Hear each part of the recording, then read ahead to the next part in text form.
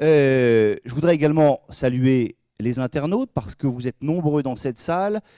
Ceux qui n'ont pas eu de place nous suivent sur le site de la chaire. Salut les internautes. Très heureux donc parce que le sujet est passionnant. Si je devais finalement le résumer un petit peu à la hache, qu'est-ce que je dirais? Que les questions auxquelles on va tenter de répondre, elles sont à la fois vastes et serrées. Est-ce que c'est le but d'une entreprise de contribuer au mieux vivre ensemble? Parfois, l'entreprise est considéré comme un lieu de souffrance. Pourquoi? Poser même cette question, ça va en hérisser certains qui diront mais voilà, est-ce que c'est bien le rôle d'une entreprise d'être un lieu de souffrance ou de bonheur? On est là pour ça ou pas? On va essayer de répondre à tout ça.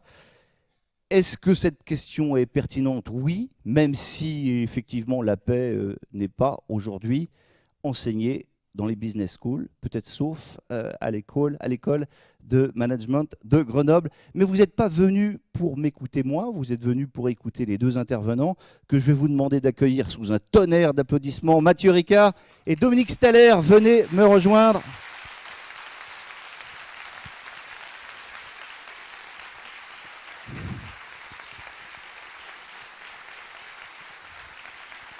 Et quand on dit un tonnerre à Grenoble, c'est un vrai tonnerre.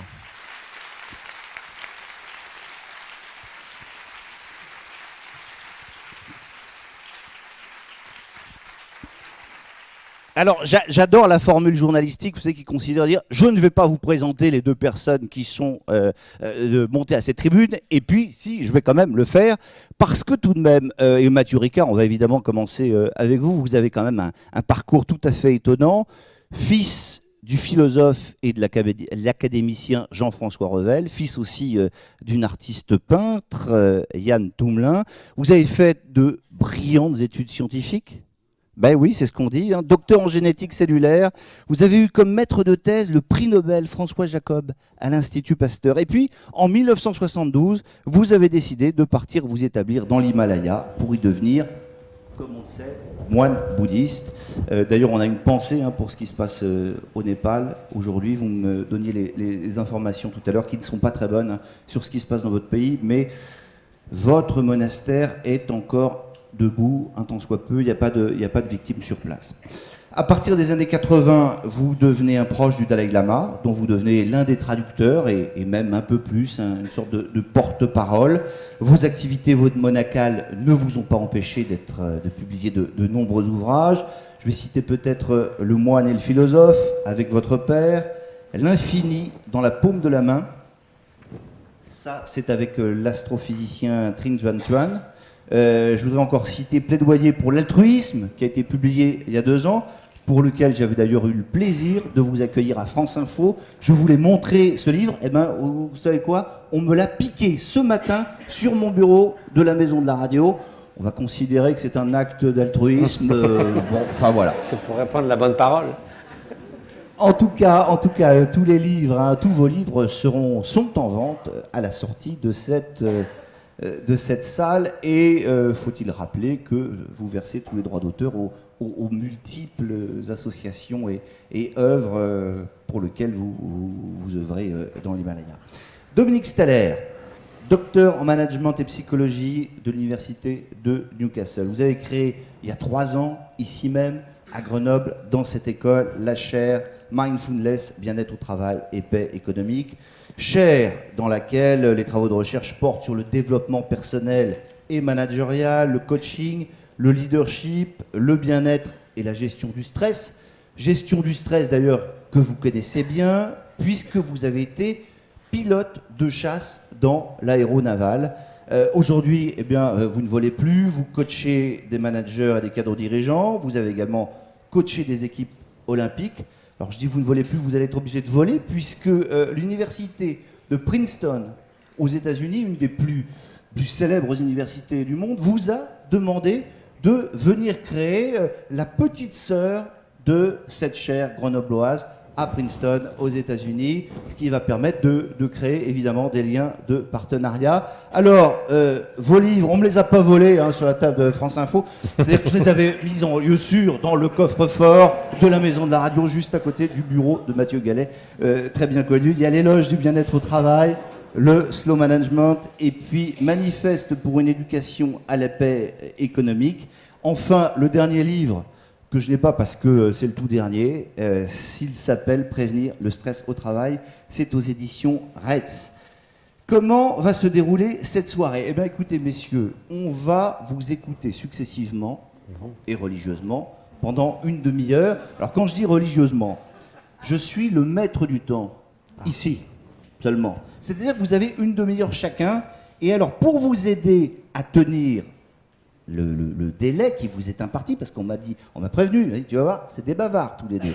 Je me permettrai de vous indiquer au bout d'un quart d'heure que vous êtes arrivés à la moitié de votre conférence, et 2 minutes avant la fin, de vous dire gentiment qu'il est temps de conclure.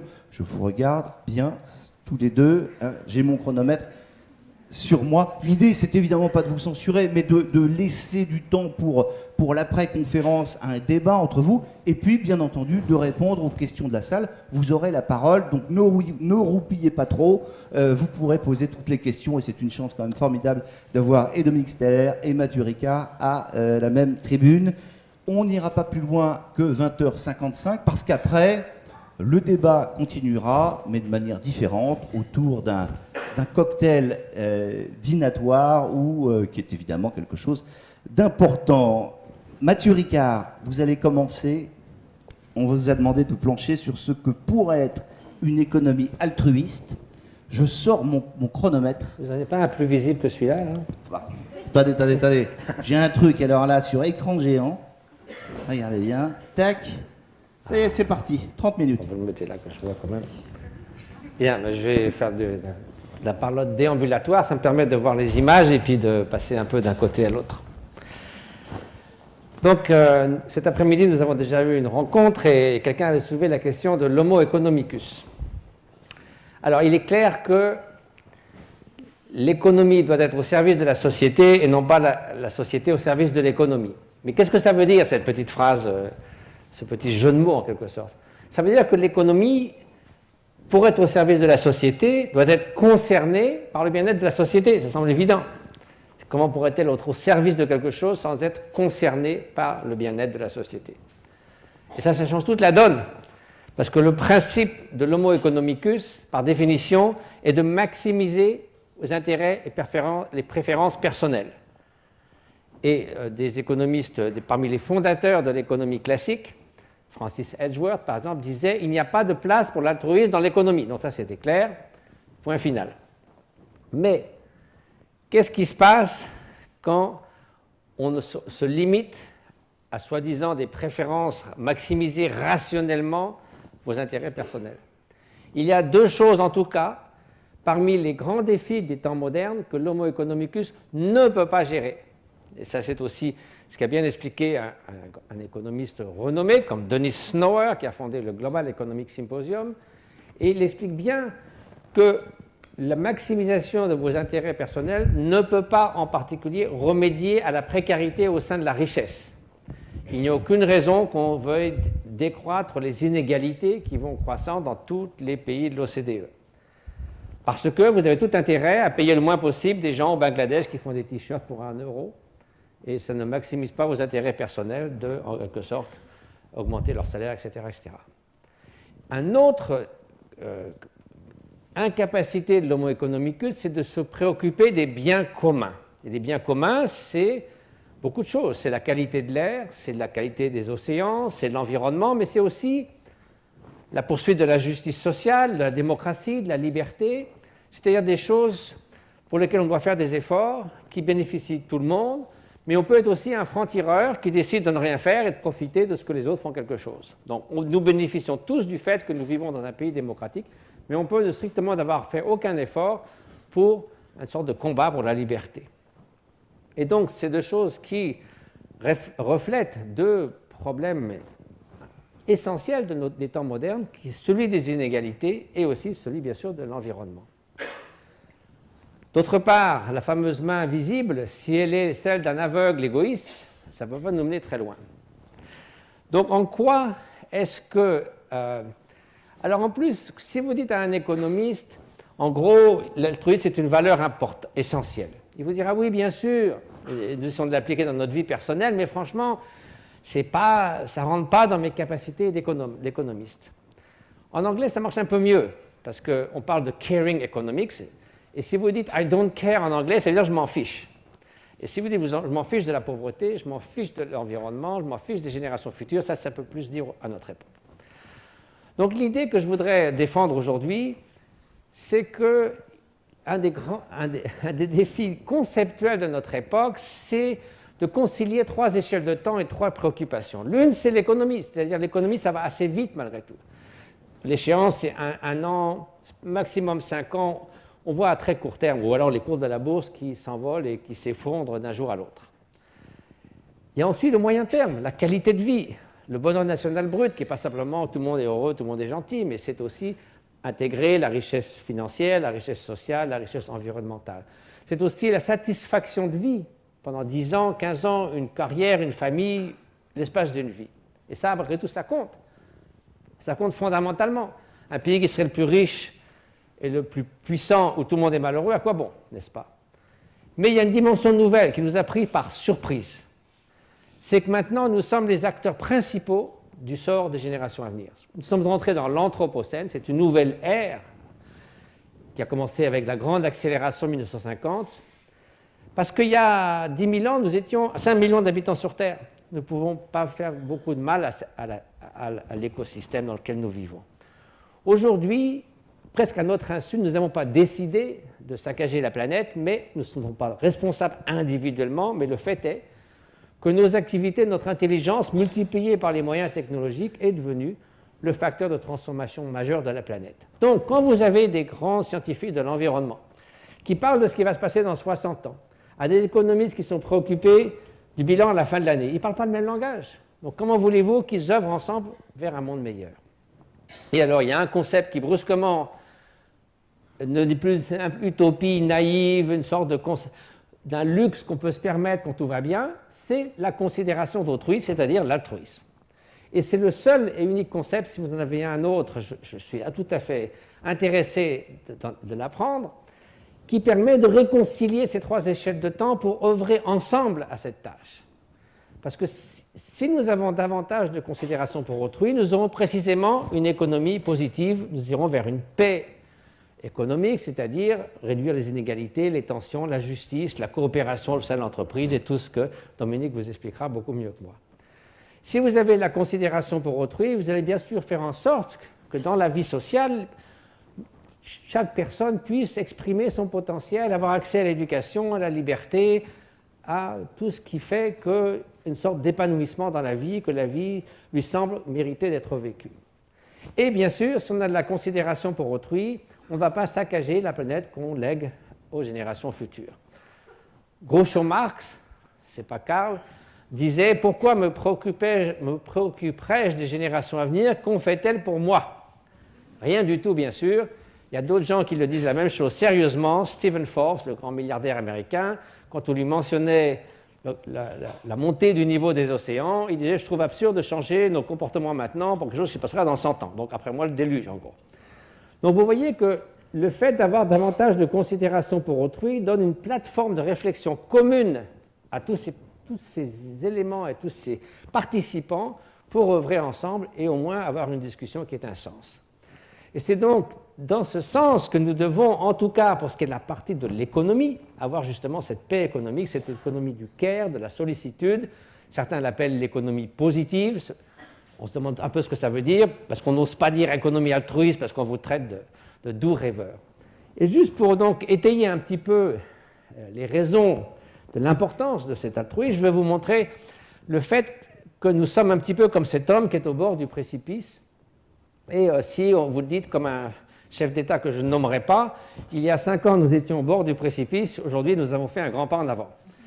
C'est un peu ce qu'on dit si on dit la croissance illimitée, même le développement durable, c'est un peu suspect. Vous allez voir que j'ai un autre concept que je préfère, qui est l'harmonie durable, parce qu'on n'a pas 3 planètes, et au rythme actuel d'augmentation de l'utilisation des ressources naturelles, il faudrait 3 planètes en 2050. Et cet exemple, est-ce qu'il y a un...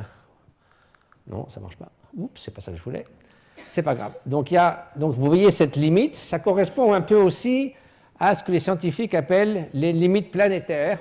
Et si nous restons en deçà de ces limites, qui sont marquées ici par une ligne, eh bien, nous savons que l'humanité pourra continuer encore à prospérer pendant 50, 60 000 ans, comme elle l'a fait durant les 12 dernières milliers d'années, qui constituent l'Holocène, une période de climat particulièrement stable. En 1900, nous étions largement en deçà de ces limites de sécurité. En 1950 vient la grande accélération. On voit certains facteurs comme l'exploitation des sols, les changements climatiques qui s'approchent un tout petit peu. Disons, on commence à arriver, on entend la chute d'eau, on se dit est-ce qu'il faut vraiment continuer à marcher dans cette direction ou pas. 2010, nous avons largement dépassé certaines des limites planétaires. Je prends juste un exemple de l'appauvrissement de la biodiversité. Au rythme actuel de disparition des espèces, en 2050, 30% de toutes les espèces sur Terre auront disparu. Ça sera la 6e grande extinction, la 5e étant celle qui a fait disparaître les dinosaures et beaucoup d'autres espèces en même temps. Donc c'est un phénomène majeur et qui est causé évidemment par les activités humaines. Donc que faire devant cette chose? On peut se dire, oui, ce ne sera pas moi qui va vivre tout ça, la plupart d'entre nous ne seront pas là dans 50 ans. Donc ils se débrouilleront, ils trouveront des moyens technologiques, l'homme s'adaptera à quel prix? 200 millions de réfugiés climatiques. Ce n'est pas 14 000 personnes qui ont essayé de traverser, 20 000 personnes qui ont traversé la Méditerranée, 1400 sont morts, ça sera 200 millions de réfugiés climatiques. Les glaciers fondent un peu partout. Ici, je suis dans un glacier au Bhoutan. 2000 glaciers fondent, c'est le 3e pôle. Ils fondent encore plus vite que l'Arctique parce qu'il y a des poussières qui se déposent sur ces glaciers. Donc, ils fondent très vite. Alors, est-ce que tout ça... Alors, c'est je vous parlais de la grande accélération. Bon, je vous passe un tout petit peu les détails, mais quels que soient les facteurs que l'on considère, en 1950, commence une accélération quasi exponentielle. L'exploitation des pêches, etc., etc. La consommation de viande, qui est quelque chose de très typique, puisque c'est le 2e facteur de gaz à effet de serre, 14%, l'élevage industriel. C'est un facteur de pauvreté, puisque les Américains consomment 120 kg de viande par an pour habitant, contre 3 en Inde et 7 en Afrique, alors que 700 millions de tonnes de grains sont exportés pour ça, des pays pauvres pour les pays riches qui pourraient nourrir 1,5 milliard de personnes. Donc, est-ce que c'est dû au fait que nous sommes fondamentalement égoïstes? Ça, c'est la théorie de l'égoïsme universel. Beaucoup de gens l'ont dit. Freud, j'ai découvert que fort peu de bien chez les hommes, d'après ce que j'en sais, ils ne sont pour la plupart que de la racaille. Donc, si on part de ce principe-là, ce n'est pas étonnant. Chacun pour soi. Alors bon, est-ce que tout le monde est de la racaille? Je vous laisse juger. Ou encore, est-ce que l'homme est un loup pour l'homme? Alors la question, c'est bien sûr, l'homme peut être parfois un loup pour l'homme. Mais ce qu'ont proposé Hobbes, Freud et bien d'autres encore, se tenant de l'égoïsme universel, c'est que l'homme ne peut être qu'un loup pour l'homme et jamais autre chose. Donc c'est ça la grosse erreur. Ça n'a jamais été démontré par aucune étude scientifique, sociologique ou autre, que l'égoïsme universel était une donnée fondamentale de l'être humain. C'est tout simplement faux. Il y a des dizaines d'expériences d'études qui montrent exactement le contraire. Déjà, d'abord, ça ne correspond pas à notre expérience personnelle. Nous avons rencontré des gens qui sont naturellement bienveillants. Tout le monde n'est pas bon tout le temps, en toute occasion, mais il y a forcément des actes de bienveillance. Donc, il y a la coopération qui est évidente chez l'être humain. Nous sommes des super coopérateurs. Il y a une grande joie à coopérer. Au Bhoutan, au Népal, où je vis, les gens, quand il y a la récolte, construisent une maison, tout le monde vient. Ici, ce sont une communauté amish aux États-Unis, mais on voit très fortement ça en Asie. Ce n'est pas limité d'ailleurs non plus seulement aux êtres humains. Mais il y a aussi, oh ça va trop vite tout ça. La lutte pour la vie, la compétition, la survie c'est les mieux équipés. Il y a toujours des gagnants et des perdants.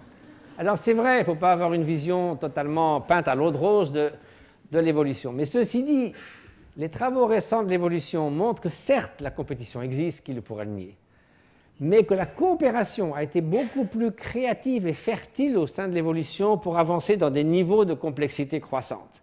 C'est vraiment ce à quoi sont venus maintenant les travaux de E.O. Wilson, de Martin Nowak, la coopération est essentielle au sein de l'évolution. Donc, essayons de la favoriser. De plus, si l'on regarde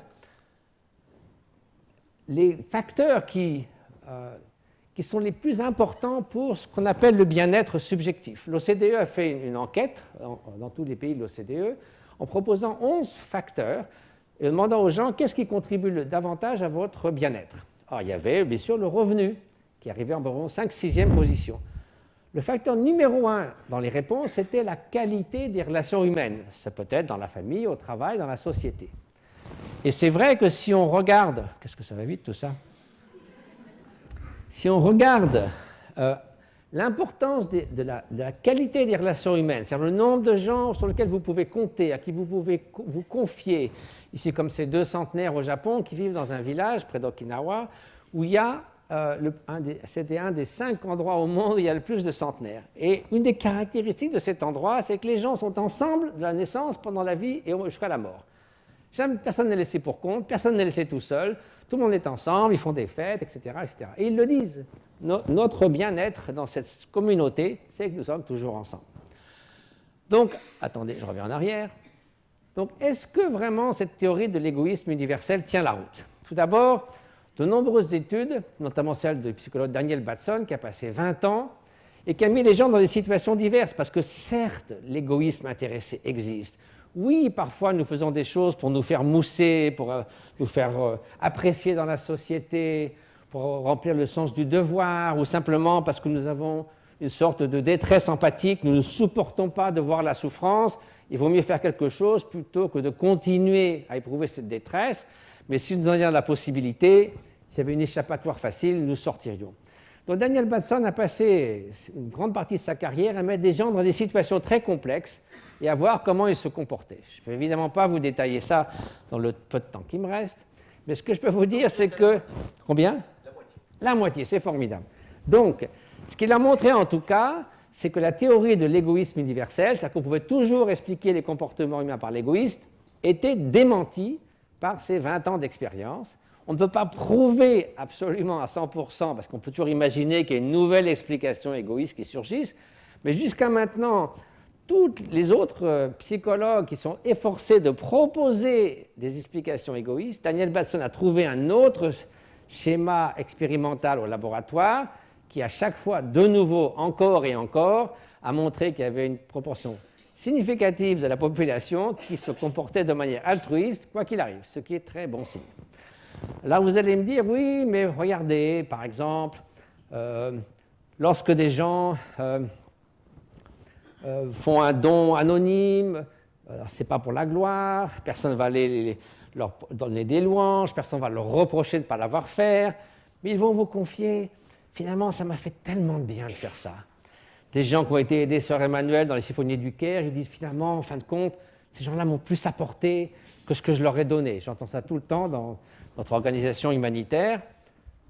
Et alors, les spécialistes de l'égoïsme universel diront, « Ah ah, vous faites ça pas parce que pour les autres, mais parce que ça vous fait du bien. Vous vous sentez bien en étant altruiste, donc c'est pour ça que vous le faites. » Alors, par exemple, regardons ce qui se passe ici.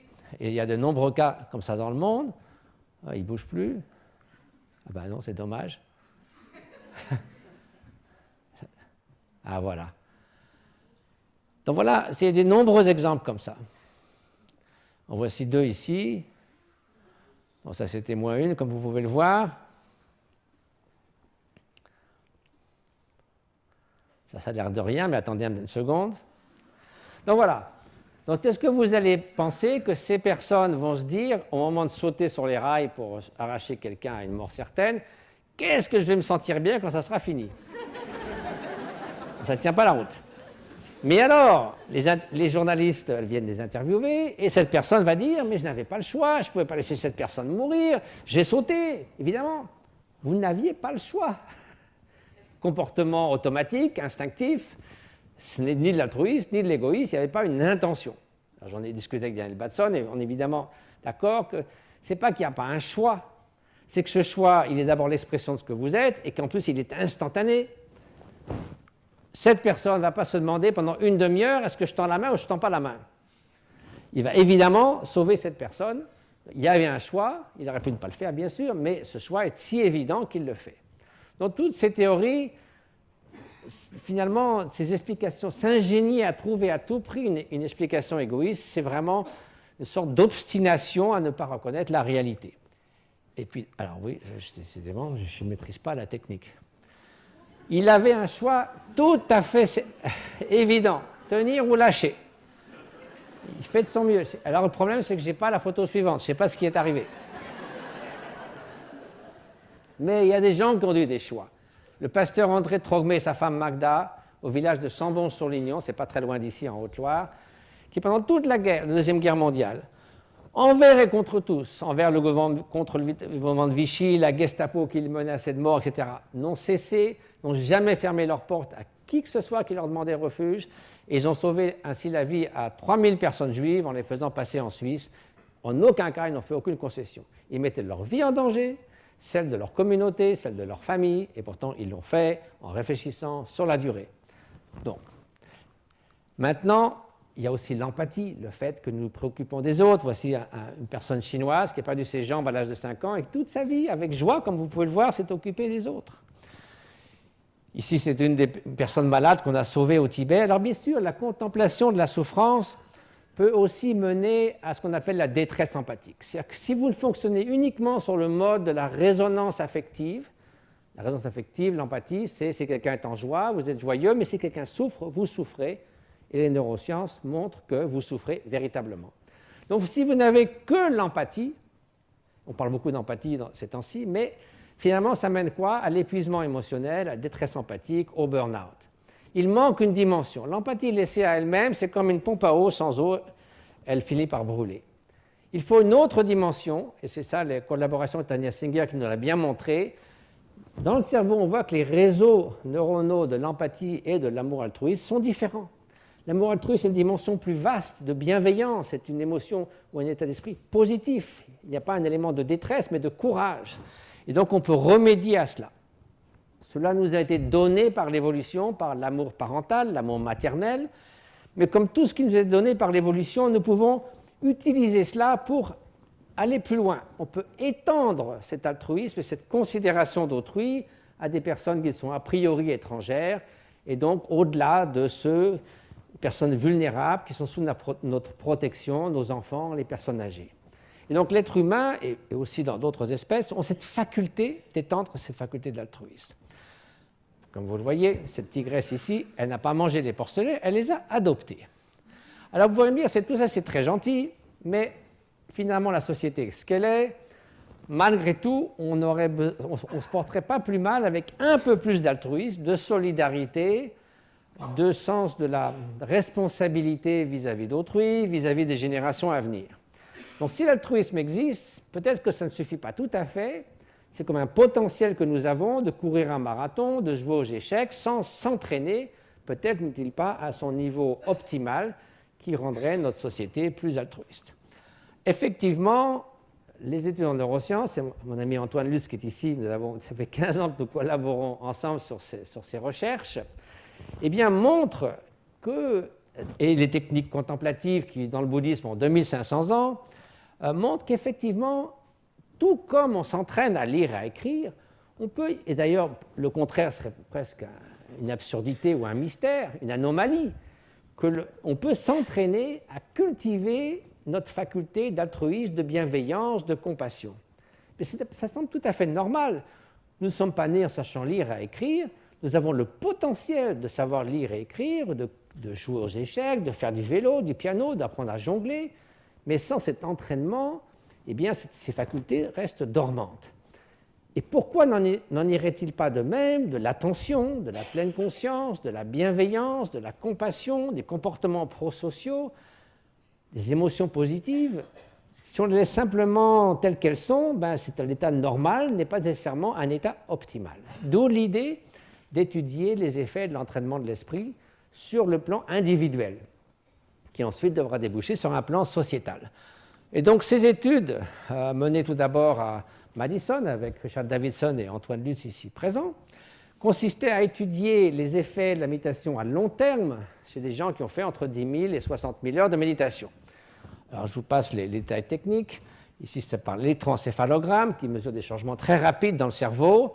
et par l'IRM fonctionnel qui permet de localiser très précisément les endroits où l'activité change, mais qui a une moindre résolution dans le temps. Ici, c'est la première fois en l'an 2000 que je passais 2h30 dans un IRM, donc Richard Davidson est tout à fait soulagé de voir que j'ai survécu à la cause. Et depuis, je crois que j'ai dû passer 120 heures dans des IRM. Bon, je suis toujours en vie.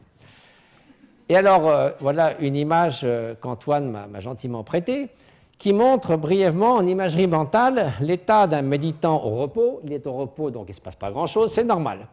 Quand il s'engage dans la méditation ou elle s'engage sur la compassion, il y a des aires du cerveau qui sont liées à sentiment d'affiliation, l'amour parental, l'empathie, les émotions positives qui sont fortement activées. Chez les personnes non entraînées, à qui on a demandé pendant une semaine, on leur donne des instructions qui correspondaient à ce qu'on cultive quand on s'entraîne à l'amour altruiste, eh bien au repos, il ne se passe rien, mais il ne se passe rien non plus quand ils s'engagent dans cet état. C'est normal, ils ne se sont pas entraînés. En gros, c'est ce qu'on voulait démontrer. Alors, ce qui est intéressant aussi, c'est que vous dire, bon, 60 000 heures dans l'Himalaya, ce n'est pas pour moi, je veux comprendre. Donc, la deuxième phase de ces recherches, c'était de voir qu'est-ce qui se passe avec des gens un peu volontaires, mais tirés au hasard, un groupe témoin et un groupe qui s'entraîne, par exemple, à la réduction du stress par la pleine conscience, pendant 4 semaines, à raison de 30-40 minutes par jour, ce n'est pas trop demandé. Eh bien, déjà, on voit des changements structurels dans le cerveau, pas seulement fonctionnels, dans une aire du cerveau, l'hippocampe, qui est l'aire précisément qui assimile la nouveauté. Tout entraînement engendre une neuroplasticité dans l'hippocampe. Donc ça, c'est quand même beaucoup plus encourageant. Il y a toutes sortes d'études dans ce domaine qui montrent que dès qu'on commence à s'entraîner à quelque chose, le cerveau commence à changer. Et si vous poursuivez quelques semaines, 1 mois, 2 mois, 3 mois, ces changements se manifestent dans votre comportement prosocial, si c'est le cas de l'altruisme, et dans votre cerveau. Donc vous vous direz, est-ce qu'on sait très bien, est-ce qu'on peut même envisager ça dans le domaine de l'éducation? Donc toujours à Madison, Richard Davidson a travaillé dans des écoles maternelles de quartiers difficiles, et il y a un programme de 10 semaines à raison de 40 minutes par jour, 3 jours par semaine, avec tout d'abord la pleine conscience, la respiration, avec un ours en peluche ou un petit galet sur la poitrine, et pendant 5 semaines, l'éducation à l'intelligence émotionnelle, à la bienveillance, à la gratitude, au partage, à la coopération, aux comportements prosociaux. On se dit, bon, c'est des enfants de 4-5 ans, 3 fois par semaine, c'est sympathique, mais ça ne va pas mener à grand-chose. Eh bien, pas du tout. L'évaluation du comportement prosocial chez les enfants qui ont passé par cette intervention montre qu'ils sont à comportement prosociaux accru. Moins de conflits, plus facilement de réconciliation, davantage d'expression, de coopération, de gratitude, etc. Mais il fallait quand même un test scientifique très rigoureux, et vient donc le test ultime des autocollants. Ça, c'est le test qui ne pardonne pas.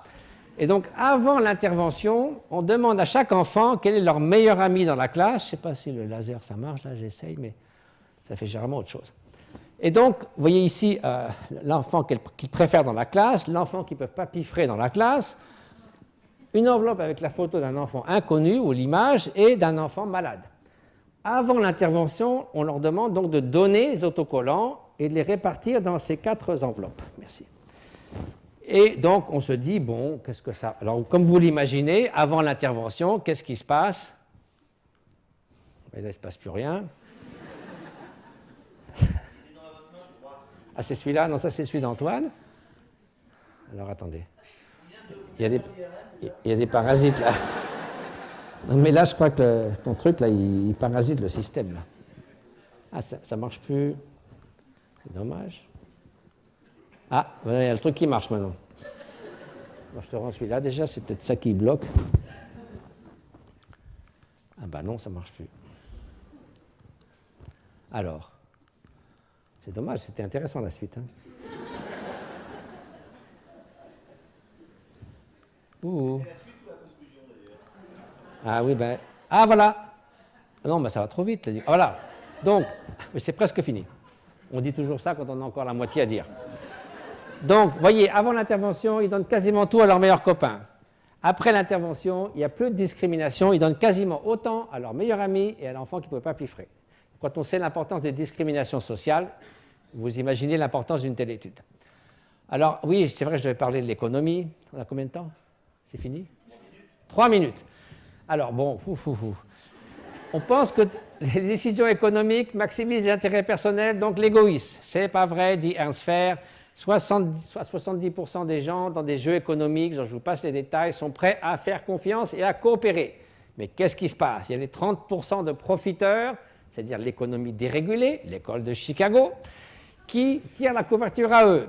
Qu'est-ce qui se passe? Au fil du temps, les coopérateurs se découragent. Ils cessent de jouer le jeu parce qu'ils sont toujours arnaqués par les profiteurs. Donc ça, c'est l'économie dérégulée. Donc la coopération tombe à 10%. Qu'est-ce que vous faites? Deux possibilités. Soit vous récompensez les coopérateurs, soit vous avez une sanction altruiste, c'est-à-dire vous les punissez. Et c'est altruiste parce que vous dépensez de l'argent pour les punir. Qu'est-ce qui se passe? La coopération monte à 100%. En bref, vous n'allez pas rendre les égoïstes altruistes, vous allez mettre des règles de sorte que les coopérateurs puissent coopérer et que les altruistes trouvent leur intérêt à coopérer également. Donc tout ça pour conclure, dans la minute qui me reste, que pouvons-nous faire pour tout cela? Alors ça, c'est ce que je vois le matin de mon ermitage. Malheureusement, maintenant, tout ça est un petit peu en ruine, mais bon. Favoriser la coopération au sein de l'entreprise, une éducation plus coopérative au lieu d'être compétitive. J'aimerais bien en parler plus longtemps, mais ce n'est pas le moment.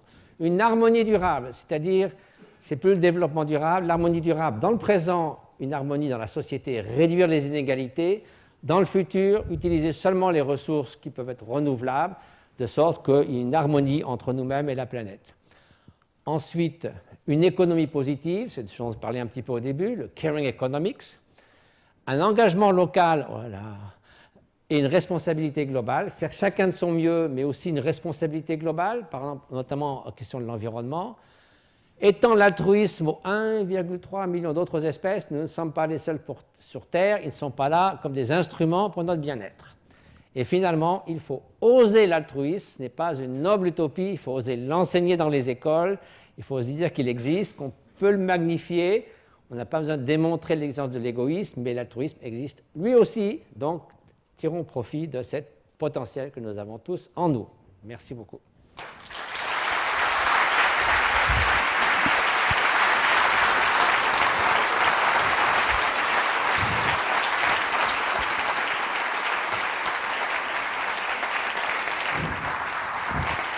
Bon, applaudissez pas trop parce que suite ça prend sur le temps. Non, mais de toute façon, c'est très bien que la dernière partie soit courte parce qu'on va pouvoir y revenir avec les questions. Moi, j'ai des tonnes de questions à vous poser, mais peut-être je vais faire réagir d'abord Dominique Steller sur les propos de Mathieu Ricard. Sans question. Sans question. Non, mais attendez, comme ça. L'endroit, je suis pas sûr que mon micro fonctionne. Si, allez-y, ils vont l'ouvrir. Vous m'entendez? Non. Allô? Alors, ça vient. voilà. L'endroit qui va réagir assez fort avec ce que je vais pouvoir présenter juste après, c'est cette idée de sanction altruiste qui apparaît à la fin. Dans les entreprises avec lesquelles on travaille et dans les autres entreprises, on se retrouve toujours avec ce geste-là, dont ma fille m'a dit ce week-end que je l'avais souvent quand je parlais. Et dans ce geste, en fait, ce sont des managers qui nous disent « mais écoutez, tout ce que vous nous racontez sur la gratitude, sur la bienveillance, sur l'altruisme, c'est quelque chose de très intéressant, on y croit bien, sauf que nous, on est dans un monde difficile, dans un monde de sanctions, dans un monde dur, dans un monde compliqué. Et on n'arrive pas à rassembler les deux. On ne sait pas quel chemin on peut prendre pour venir rassembler les deux. Et j'aime bien la notion de sanction altruiste parce que dans cette incapacité à rassembler les deux, j'y vois une vision assez philosophique qu'on a en Occident du bien et du mal. C'est soit je suis quelqu'un de gentil, mais je ne peux pas être un manager, soit je suis un manager qui est forcément quelqu'un de sanctionnant, mais je ne peux pas être en gratitude ou en reconnaissance. Et dans cette dimension de sanction altruiste, c'est finalement un point de départ sur lequel je peux être un manager, je peux être quelqu'un qui prend des décisions qui vont être des décisions qui sont difficiles et qui à un moment donné vont peut-être être très, très tranchantes, au sens d'un mot que je reprendrai tout à l'heure, tranchante au moins par son discernement, et que dans mon discernement, je peux appliquer une sanction qui soit altruiste parce qu'elle va permettre au groupe de fonctionner différemment. Alors c'est marrant que vous rebondissiez sur ce terme, parce que moi c'est un des trucs qui m'a fait tiquer, Mathieu Ricard. Est-ce que sanction altruiste, c'est pas antinomique? Alors, est-ce que... Non mais c'est bien sûr. Je vois bien sûr, laissez-moi je n'ai même plus le temps de poser mes questions. Allez-y, répondez. Alors, ça c'est les paroles d'un économiste. Daniel Batson, qui est un psychologue, qui était là, il dit votre sanction, elle n'est pas vraiment altruiste parce qu'on ne connaît pas la motivation de la personne. Peut-être c'était un petit peu de vengeance, ou l'idée de respecter le sens de l'équité, le sens du devoir, etc., etc. Dans le comportement, c'est altruiste parce que dans le jeu économique en question, c'est comme si vous achetiez un grille-pain sur eBay à Tahiti. Bon, eBay, ça fonctionne sécurisé, mais même que ce ne soit pas sécurisé. Le gars ne vous envoie pas les grille-pains. Vous n'allez pas aller à Tahiti pour lui faire un procès. Mais vous pouvez rajouter 10 euros sur eBay pour qu'il ait une amende de 100 euros. Et ça remet immédiatement la coopération au maximum. Donc ça, si vous voulez, l'idée, c'est de, en quelque sorte, si les gens en majorité sont prêts à coopérer, il faut qu'il y ait un climat de confiance. Donc il faut simplement, en quelque sorte, neutraliser les égoïstes forcenés pour que les autres, qui sont la majorité d'après les travaux d'Ernst Fehr et de bien d'autres, puissent coopérer en toute quiétude. Et alors, il y a quelque chose que je préfère, ce sont après cela les travaux de Martin Nowak qui a montré que la récompense pour les personnes qui coopèrent, la récompense, ce n'est pas seulement monétaire, c'est aussi appréciation, des meilleures relations de travail, que la personne se sente à sa place, appréciée, etc. Fonctionne encore mieux que les sanctions altruistes, ce qui est encourageant. Encore un petit mot, et puis on va passer la parole à Dominique Steller. Est-ce que cet altruisme économique, c'est pas un sport de riches finalement? Parce que là, on discute de ça dans cette salle, dans un pays quand même qui globalement va bien, où on mange bien. Chez vos copains chinois, qui sont les bienfaiteurs du Tibet, comme tout le monde le sait, où la situation est quand même plus dure, où il y a des centaines de millions de gens à faire sortir de l'extrême misère, on ne se pose pas ces questions. En fait, Ernst Fehr a testé ces trucs en Turquie, par exemple. Il a obtenu les mêmes résultats dans tous les pays du monde. Et ce qui se passe, c'est quand après donc, certaines séances de jeu où la coopération est en fait plus forte qu'au début. Si vous proposez de retirer les régulations, même les égoïstes disent non, laissez ça, ça marche très bien parce que tout le monde y gagne en fait. Donc si vous voulez, c'est en fait la sagesse qui consiste à se dire on ne va pas transformer tous les francs-tireurs en altruistes, mais établissons un système qui, d'une part, permette aux coopérateurs de coopérer en toute sécurité, et en plus, que tout le monde y trouve son compte, y compris les égoïstes, disent bon, si tout le monde joue le jeu, ça marche bien, moi je fais semblant d'être altruiste, c'est-à-dire je joue le jeu. Bon, il semble que ça a été étudié même dans des pays du genre de ceux que vous citez. Alors, est-ce que ce système est soluble dans le capitalisme? Est-ce qu'il faut regretter le système communiste, en inventer un autre? Je ne vous pose pas la question tout de suite, parce qu'on va écouter Dominique Steller.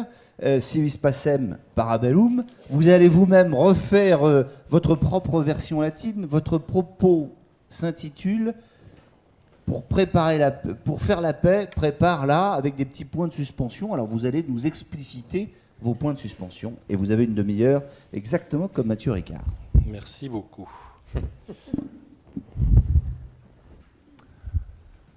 Bonsoir à tous. Je vais profiter de ma première 2 minutes de la demi-heure pour quelques remerciements. Ça me permettra, vous verrez, de connecter avec ce qui est présent ici. Dans les remerciements, il y a plusieurs personnes que je vais intégrer. Les premières, c'est le World Trade Center qui a initié la raison pour laquelle vous êtes ici, en nous disant « et si on combinait quelque chose où Mathieu Ricard viendrait parler d'altruisme et vous pourriez parler de la paix économique ». Merci beaucoup au World Trade Center. Je ne sais pas où Sylvie est présente et où Francis... Sylvie est là-bas. Francis, je ne le vois pas, c'est pas grave. Je vais remercier en deuxième tous les partenaires de la chaire, qui en partie sont aussi des partenaires et sont sponsors. Je suis désolé aussi, j'en vois quelques-uns en passant. Les partenaires, je tiens à les remercier parce qu'il faut imaginer, tout à l'heure Mathieu a pris un mot de courage. Dans courage, il y a quelque chose que j'aime bien, c'est le cœur. L'étymologie est la même.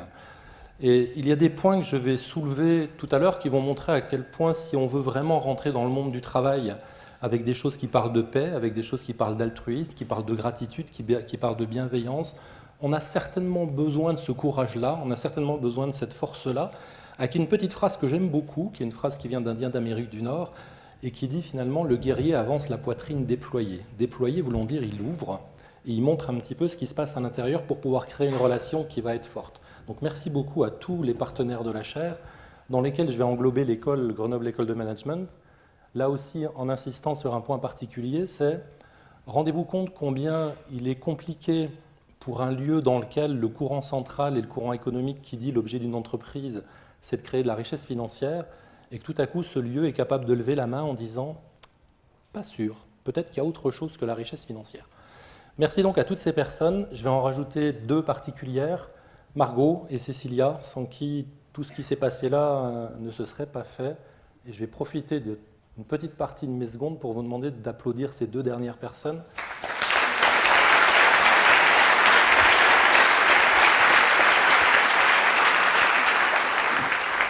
Bon, allez, on va dire que ces 2 minutes-là, elles sont pour moi. Merci beaucoup. Mathieu vous a parlé d'altruisme. J'ai décidé ce soir de vous parler de paix, la deuxième partie de ce qui était dans notre titre. Mon point de départ pour vous parler de la paix, c'est comment en est-on arrivé dans cette école à imaginer qu'on pouvait créer une chaire de recherche et d'enseignement qui allait parler de cette paix. Je vous laisse regarder les quelques images qui sont au tableau, mais la naissance ou l'origine de cette chose-là, c'est rattaché à des conversations de café, avec principalement un collègue qui est dans la salle, qui venait discuter avec moi parce que lui s'était intéressé aux études sur la paix au sens large, qui parlait principalement de paix civile et de guerre, et qui venait m'interroger sur les problèmes de stress au travail. En 2008, quand la grande vague de suicides dont vous vous souvenez est présente, ce collègue me dit « Écoute, finalement, on a aujourd'hui à peu près tout ce qu'il faut pour pouvoir dire qu'on est dans un monde en guerre économique. On a un langage qui est plutôt agressif, admettons que ce langage, je le manifeste autour d'une OPA agressive. On a des comportements qui sont plutôt agressifs dans le monde du travail, des incivilités, des agressions, des harcèlements. Et en 2008, puisque les suicides apparaissent, eh bien, on a des dommages collatéraux. Le suicide, le burn-out, la dépression, etc. Et là, il me regarde avec son petit sourire en coin et il me dit « Tiens, si on s'amusait à imaginer un cours qui parlerait de paix économique ». On regarde rapidement sur Internet et on se rend compte que paix économique, relativement peu de personnes en ont parlé. Il a cité cet après-midi dans notre rencontre le seul ouvrage qu'il avait découvert sur la paix économique. Je ne le retrouve pas, donc je ne vous en parlerai pas. Le point de départ va être celui-ci, de personnes qui se disent « Est-ce qu'on peut continuer à avoir des lieux d'enseignement qui vont former nos futurs managers, écoles de management ou écoles d'ingénieurs, qui continuent de promouvoir des comportements qui ne seront pas des comportements efficaces d'un point de vue relations humaines au travail ?» Dans cette rencontre, je vais être appelé un jour par Antoine Raymond, ici présent également, qui avance et qui réfléchit sur des choses liées au bien-être au travail, qui me dit « Peut-on se voir ? Parce que vous écrivez des choses sur les éléments du bien-être au travail avec lesquels je suis assez en phase et j'aimerais pouvoir les partager avec vous. » On devait se voir une demi-heure, on va finalement discuter pendant 4 heures. Et à la fin de cette conversation, la naissance de la chaire va finalement se décider. Et elle va se décider avec des points très spécifiques qui étaient de la part d'Antoine et ensuite des autres partenaires d'entreprise qui sont venus nous voir, de dire finalement on est très content qu'un lieu de recherche puisse exister pour une première raison qui est on va pouvoir enfin commencer à dire ce en quoi on croit. Et ça c'est un message important par rapport à cette idée de paix économique et qui a été une grosse découverte de ces 3 ans d'existence de la chaire que je pourrais résumer autour d'une toute petite phrase naïve qui serait « Bon sang, qu'est-ce qu'il existe un nombre important de gens bien dans le monde du travail qui ont envie de faire de belles choses ?» et à tous les niveaux de l'entreprise. Ce n'était pas si simple que ça dans un point de départ, puisque je suis principalement au départ un spécialiste du stress au travail, et je peux vous assurer qu'après 20 ans à regarder le stress et la souffrance, le regard que j'avais sur l'entreprise était un regard très très noir, un regard qui disait finalement il y a souffrance, il y a douleur, il y a fatigue, il y a burn-out, etc. Et là je me retrouvais avec des personnes qui disaient mais non, nous on croit à la gratitude, nous on pense que la nécessité de la reconnaissance est importante, on a envie que les choses soient partagées, on n'a pas forcément envie d'être dans des liens hiérarchiques très verticaux, qu'est-ce qu'on peut faire en commun ? La chaire s'est créée et vous avez sous les yeux la vision qu'on a décidé d'allouer à cette chaire qui va certainement être perturbante et qui va provoquer des petites oscillations dans mon cerveau qui était de dire et si le but d'une entreprise n'était pas de créer de la richesse financière comme une fin en soi, mais si le but d'une entreprise c'était ça. C'est-à-dire que se dire au bout du compte, le rôle de l'entreprise c'est avant tout de s'inscrire au cœur de la cité, de contribuer au renforcement du tissu social et au mieux vivre ensemble. Si je m'arrête à cet endroit-là, aujourd'hui, j'ose le dire, il y a 3 ans, c'était beaucoup plus difficile parce que j'avais les mêmes préoccupations que les entreprises qui m'ont rejoint, qui étaient de me dire si jamais je dis ce genre de choses, je vais finir par me faire fusiller sur le poteau de l'économie traditionnelle venant de Chicago. Quand je dis que nous croyons que le but de l'entreprise est de s'inscrire au cœur de la cité, nous croyons que le but de l'entreprise est de s'inscrire au cœur de la cité. Est-ce que ça veut dire qu'elle n'a pas des objectifs de bien-être et des objectifs de pérennité financière? Bien entendu que si.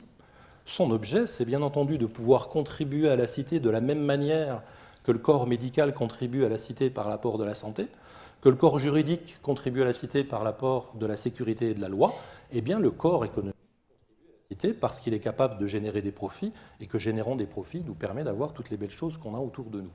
Mais donc un positionnement, vous l'imaginez, qui commence à être légèrement différent. À partir de là, je vais vous parler de paix économique en 3 temps. Le premier temps, c'est pourquoi on a décidé de parler économique. Le deuxième temps, ça sera qu'est-ce que c'est que cette chose-là, la paix économique. Et le troisième temps, ça sera le comment. Comment on passe de quelque chose qui semble assez philosophique à quelque chose qui devient assez concret. Je vais y aller aussi de mon petit trait d'humour, parce qu'il n'y a pas longtemps, quelqu'un m'a envoyé un email et je me suis dit, tiens, ça serait intéressant pour la conférence. Et c'est rattaché à un philosophe bien connu qui s'appelait Francis Blanche et qui disait, dans ces grands temps de mouvement, peut-être bien qu'il faudrait penser le changement plutôt que de changer le pansement. Et vous allez voir qu'on n'est pas très loin de ce que je vais vous raconter, parce que dans nos entreprises, finalement, la capacité à voir les choses de façon anticipée et à voir les choses de manière préventive quand on parle de la dimension humaine n'est pas si évidente que ça. On a beaucoup plus la réaction qui se met en place pour agir de manière curative plutôt que de penser les choses en amont. Voilà la raison fondamentale du pourquoi. Pourquoi on s'est intéressé à la paix économique? Pourquoi on s'est intéressé à la pleine conscience? Pourquoi on s'est intéressé au bien-être au travail? Parce que notre conviction, c'est que ce que peut apporter le monde du travail et l'entreprise, c'est principalement l'épanouissement. C'est principalement ce que vous cherchez tous quand vous vous posez la question de à quoi ça sert? À quoi ça sert quand je me lève le matin et que je vais travailler?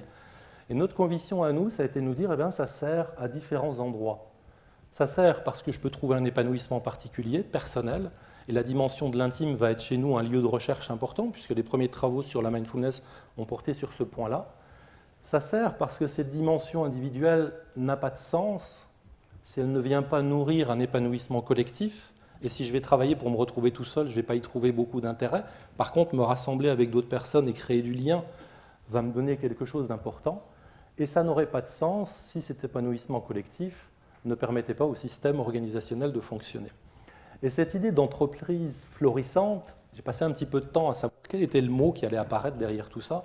Florissante va bien parce qu'il vient toucher ce qui nous concerne en tant qu'être humain. Il vient toucher ces grands systèmes, ces grandes valeurs et ces émotions dont tout à l'heure parlait Mathieu, qui nous sont finalement fondamentales. Dans cette dimension-là, on va retrouver 3 besoins humains qui nous semblent aussi, eux, totalement fondamentaux et dans un sens particulier. Je suis parti de l'intime nourrissant le collectif nourrissant l'organisationnel, et je me suis dit à un moment donné, mais en fait, l'intérêt de nourrir l'organisationnel, c'était mon propos de départ, il n'y en a qu'un seul, c'est de venir nourrir en retour l'intime et le collectif. Et le premier besoin, qui n'est pas inscrit ici, va se retrouver dans cette case de l'épanouissement organisationnel. Comment faire fonctionner une structure si cette structure ne nourrit pas le premier besoin dont nous avons à nous nourrir en tant qu'être humain, qui est celui de la sécurité.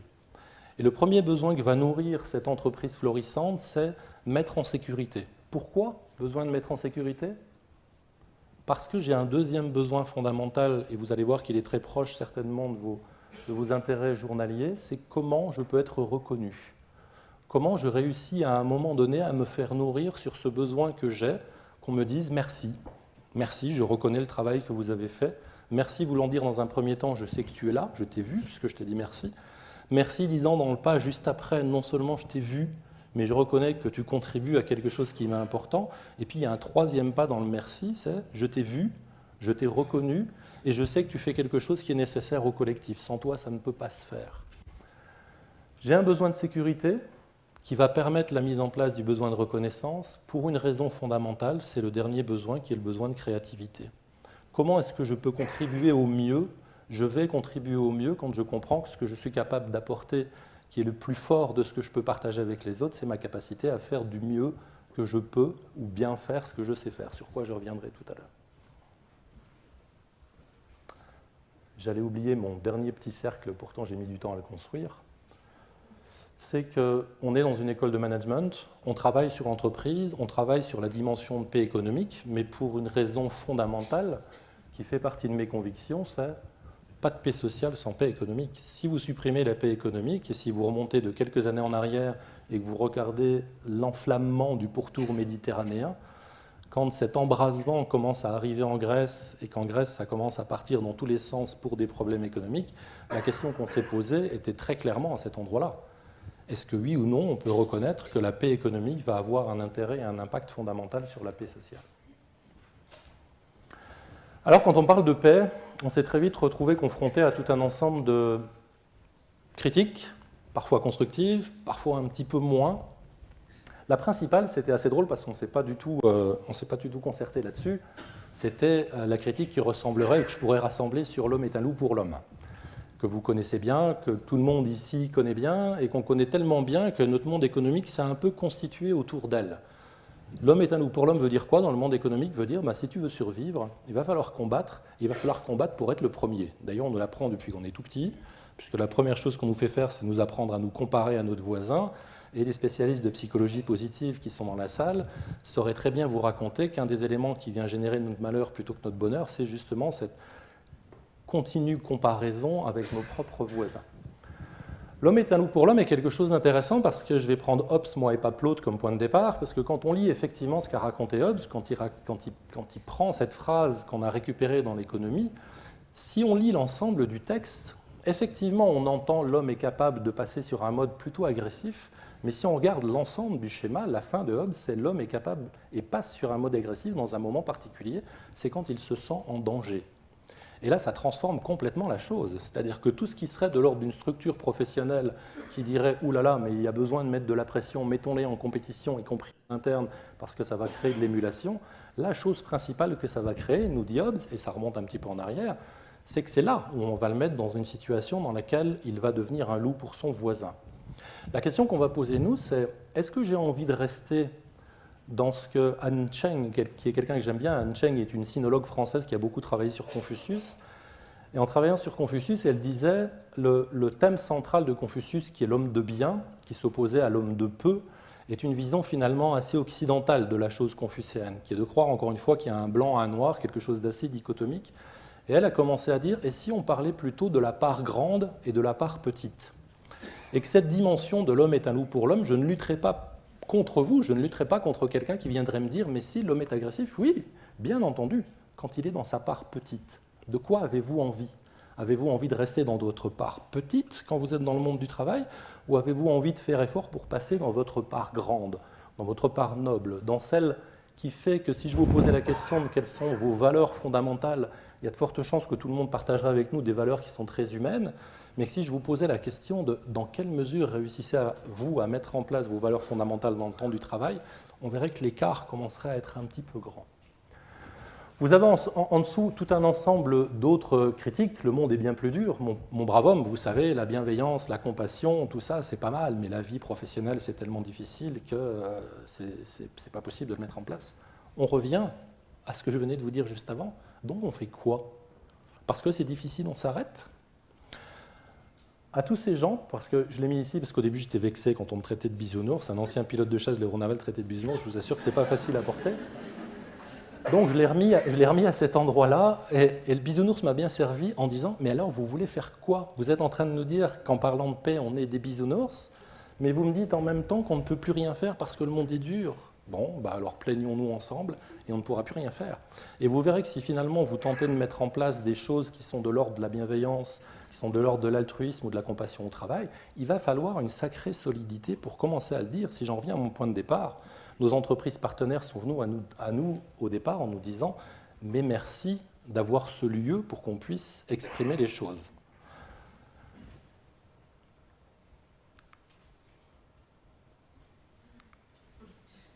Qu'est-ce que c'est que la paix économique? Voilà nos 3 axes de recherche dans cette chaire. Un axe qui s'appelle paix économique. Je cherche aussi le laser, il est là. Un axe qui s'appelle bien-être au travail et un axe qui s'appelle mindfulness. Je vais démarrer par l'axe de la paix économique sur le qu'est-ce que c'est. À cette critique initiale qu'on recevait, était toujours ajouté quelque chose qui était de l'ordre de « vous êtes complètement utopiste ». La paix économique, ça n'est pas possible, on ne l'atteindra jamais, de toute façon les gens finiront par se rentrer dedans, ils finiront par se mordre, et je ne vois pas comment vous pourriez un jour créer un modèle qui fera qu'on atteindra la paix économique. Et à cette remarque-là, j'avais 2 réponses, ou j'ai eu 2 réponses au bout d'un certain temps. Au début, je ne savais pas quoi répondre, puisque j'étais assez d'accord avec ce qu'on était en train de me dire. La première réponse a été de dire « vous avez raison, vous avez entièrement raison, je suis, ou nous sommes, pour les gens de la chair, complètement utopistes, et si vous considérez que tenter d'œuvrer pour aller vers un chemin qui nous semble un petit peu plus juste, c'est être utopiste, allons-y, soyons utopistes. » La deuxième chose que j'amenais, c'était jamais nous n'avons dit que notre propos, c'était d'inventer un modèle qui un jour viendrait s'appliquer sur le monde et ferait que tout le monde serait en paix économique. Et je vais vous renvoyer là à une façon qu'on a de voir les choses assez habituelle, qui est de continuellement de croire qu'il y a devant nous un paradis perdu, que peut brandir des fois l'entreprise d'ailleurs, quand elle est dans ces moments, dans ces moments petits et pas dans ces moments grands, de nous faire croire que devant nous il y a quelque chose d'important, de pousser cette carotte-là et de temps en temps de nous l'enlever du chemin, puis de la remettre et puis de l'enlever. Notre propos n'était pas là. Notre propos était de dire, et si nous considérions la paix non pas comme un but à atteindre, mais si nous la considérions simplement comme une intention, comme un point de départ, comme une boussole, comme une orientation qui fait qu'à chaque fois que je me lève le matin ou que je rentre dans mes actions professionnelles, je sais à peu près quel est mon cap. À ma question de tout à l'heure de la valeur, puisque ça va être l'exemple le plus concret que j'ai trouvé dans l'entreprise, les entreprises, depuis une quinzaine d'années, se sont toutes posé la question des valeurs. Quelles sont les valeurs qui nous animent en tant qu'entreprise ? Et elles apparaissent. J'en ai mis ici quelques-unes, là en haut. Le seul problème, c'est que si vous posez la question à un employé ou à un ouvrier du grand écart qu'il y a entre les valeurs qui sont affichées dans le hall de son entreprise et de ce qui lui arrive dans son atelier, peut-être bien qu'il va vous dire elles sont jolies, les valeurs, ok, mais moi ce que je vis, ça n'a rien à voir avec les valeurs. Le problème de ce grand écart-là, c'est encore une fois le problème du paradis perdu, de croire que parce que notre intention est d'aller dans ce chemin-là, nous devrions être capables, sans aucune dérive possible, d'y coller. Et voilà ce qui se passe. Pardon ? Vous êtes à la moitié. Ouh là là !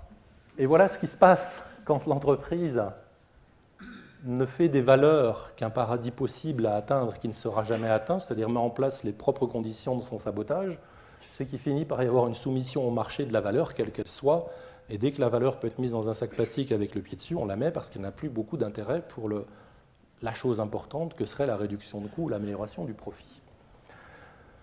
Là où ça va nous intéresser en tant que chercheurs, j'ai pris un exemple ici de chercheurs qui travaillent en psychologie positive, c'est comment peut-on faire pour passer de ce qui est de l'ordre de cette intention, très fluctuante, très fragile, très évanescente, qui est la valeur, mais plutôt que de la rejeter sous prétexte qu'il est difficile de la mettre en action, comment se poser la question de cette mise en action ? Comment est-ce qu'on va pouvoir passer d'une intention qui serait de dire « j'ai l'intention que dans mon entreprise, les gens se sentent en sécurité », pour pouvoir être reconnus et pour pouvoir créer ce qu'ils peuvent créer de mieux, comment je fais pour que ça devienne une mise en acte ? Ça nous a amené à nous dire, ok, la paix comme intention, c'est pas mal. Est-ce qu'on peut passer à une deuxième étape qui serait la paix comme chemin ? Quelque chose de plus concret, quelque chose qu'on pourrait tenir un petit peu mieux.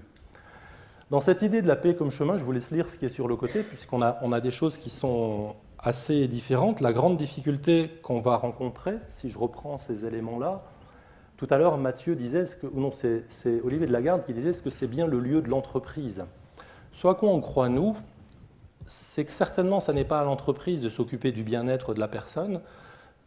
Par contre, c'est certainement à l'entreprise de s'occuper des conditions favorables pour. Si l'entreprise ne met pas en place ces conditions favorables, ce bien-être ne pourra certainement pas être atteint et ne pourront pas passer à l'étape d'après. Est-ce que la question est de toujours fonctionner sur un mode curatif et d'attendre que les gens soient en détresse pour faire quelque chose, ou la question est de se poser quels sont les moyens que nous avons à mettre en action pour tenter d'améliorer les conditions de travail, pour tenter d'améliorer ce qui dysfonctionne dans notre système organisationnel et de rehausser ce qui fonctionne bien. Là aussi, j'ai pris un exemple particulier, plusieurs exemples particuliers, et je remercie les gens qui sont dans la salle qui m'ont permis de les prendre. Vous avez sur la droite ce que serait la dérive de cette dimension de bien-être au travail, c'est-à-dire encore une fois une espèce d'agitation de drapeau qui dit « faisons ensemble quelque chose qui est de l'ordre du bien-être et vous verrez, un jour, tout ira bien, vous n'aurez plus de problème ». Ce qu'on croit tous les uns les autres, quand on rentre dans des pratiques de bien-être, en imaginant que la pratique va nous permettre à un moment donné de faire disparaître la réalité et de nous retrouver dans un état dans lequel bien-être voudrait dire aller bien tout le temps. Cette partie est en rouge pour dire « ben non, Quand il y a 20 ans, en travaillant sur la gestion du stress, et c'est pas si vieux que ça, les entreprises me disaient « Ok, on veut bien faire quelque chose sur le stress, mais est-ce que vous pouvez le faire le week-end? Parce que dans les heures de travail, ça ne fonctionne pas très bien. » Et je parle d'il y a 20 ans, ce n'est pas encore complètement disparu. Les 3 exemples que j'ai pris là pour parler de la paix comme chemin, je vais essayer de les évoquer assez rapidement. Celui-ci est peut-être le plus rapide. Parmi les gens qui sont dans la chaire, l'un d'entre eux nous rejoint un jour et nous dit « Voilà, moi je suis un ingénieur de formation. Et dans mon métier d'ingénieur, ce qu'on m'a appris à faire, c'est mettre des tableaux au vert et montrer que les indicateurs de la production, de la qualité, sont des indicateurs qui sont au vert. Et à chaque fois qu'une revue de site a lieu, l'ingénieur que je suis, qui est très fort, amène son tableau et montre que ces indicateurs sont au vert. Jusqu'au jour où, pendant que je suis en train de montrer mes indicateurs au vert, je regarde les indicateurs, je regarde la salle, je regarde les indicateurs et je me dis « Mais en fait, ton tableau est faux.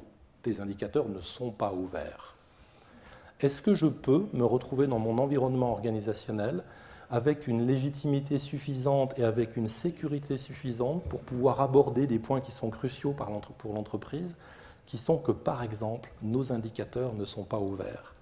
Je me souviens d'un exemple quasi similaire avec un vice-président de la finance dans un grand groupe, alors qu'on était tous les deux dans un endroit très très important, c'était les toilettes avant de la réunion.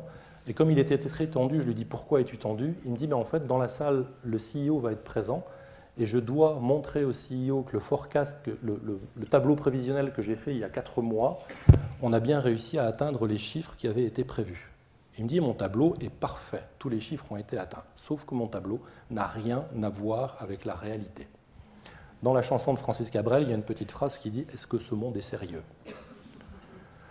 Le deuxième exemple, dimension de la concurrence. Est-ce que la concurrence est forcément quelque chose contre quoi je dois lutter systématiquement? L'un de nos partenaires me raconte un jour un exemple que de temps en temps j'ai tendance à bouger, donc régulièrement je retourne le voir en lui disant « Dis-moi, quand je raconte l'exemple de cet ordre-là, est-ce que c'est toujours bien l'exemple ou est-ce que c'est moi qui le construis ?» À quelque chose près, l'exemple c'est « J'ai un concurrent, je suis leader de mon domaine et mon concurrent perd son usine principale pour un problème d'inondation. » Et ce partenaire va aller voir le concurrent en lui disant « J'aimerais vous aider à reconstruire votre usine, qu'est-ce que je peux faire pour vous ?» La première chose qui va se passer, c'est le concurrent va ouvrir grand les yeux en disant « L'homme est un loup pour l'homme, où se cache le loup et où est-ce que je vais me faire avoir ?» Et là, cette personne va lui dire « Écoutez, j'ai besoin d'une concurrence. Et il est hors de question que je vienne vous absorber, puisque la réponse initiale du concurrent, c'était de dire « Pourquoi vous faites ça? Mon usine est détruite, vous avez juste à appeler mes clients, prenez les parts de marché et la situation est terminée. » La réponse a été de lui dire « Non, j'ai besoin d'une concurrence, mais j'ai envie d'avoir une concurrence saine. Seriez-vous d'accord si je vous aide à ce qu'on travaille en commun à l'issue sur des projets particuliers? Et surtout, seriez-vous d'accord quand nous continuerons à être en compétition dans des appels d'offres internationaux qu'on arrête de faire des coups bas et de taper en dessous de la table ?» Le concurrent va accepter, ils vont créer un espèce de système de contrat triangulaire entre les clients du concurrent, le concurrent et le producteur français. Et aujourd'hui, on se retrouve dans une situation de concurrence saine. Ça, c'est ce que j'appelle la paix comme chemin. C'est plus concret que la paix comme intention, qui elle est nécessaire mais fragile, mais vous imaginez à quel point c'est compliqué et à quel point il faut avoir les épaules solides pour se retrouver par exemple face à ses actionnaires et dire non, non, non, je ne vais pas absorber toutes les parts de marché, au contraire, je vais aller aider mon concurrent. Je passe le troisième exemple, sinon je n'aurai pas assez de temps. On avait la paix comme intention, avec un défaut particulier chez nous tous qui est de tenter de la prendre comme un but. On avait la paix comme chemin qui rend les choses un peu plus concrètes, puisque mon propos c'était de dire mais comment on peut mettre tout ça en action. On arrive donc à cette idée de la mindfulness. Et dans cette idée de la mindfulness, ce qu'on s'est posé comme question, c'était simplement de se dire et si, au lieu de considérer la paix comme quelque chose de lointain, on la considérait comme quelque chose de journalier?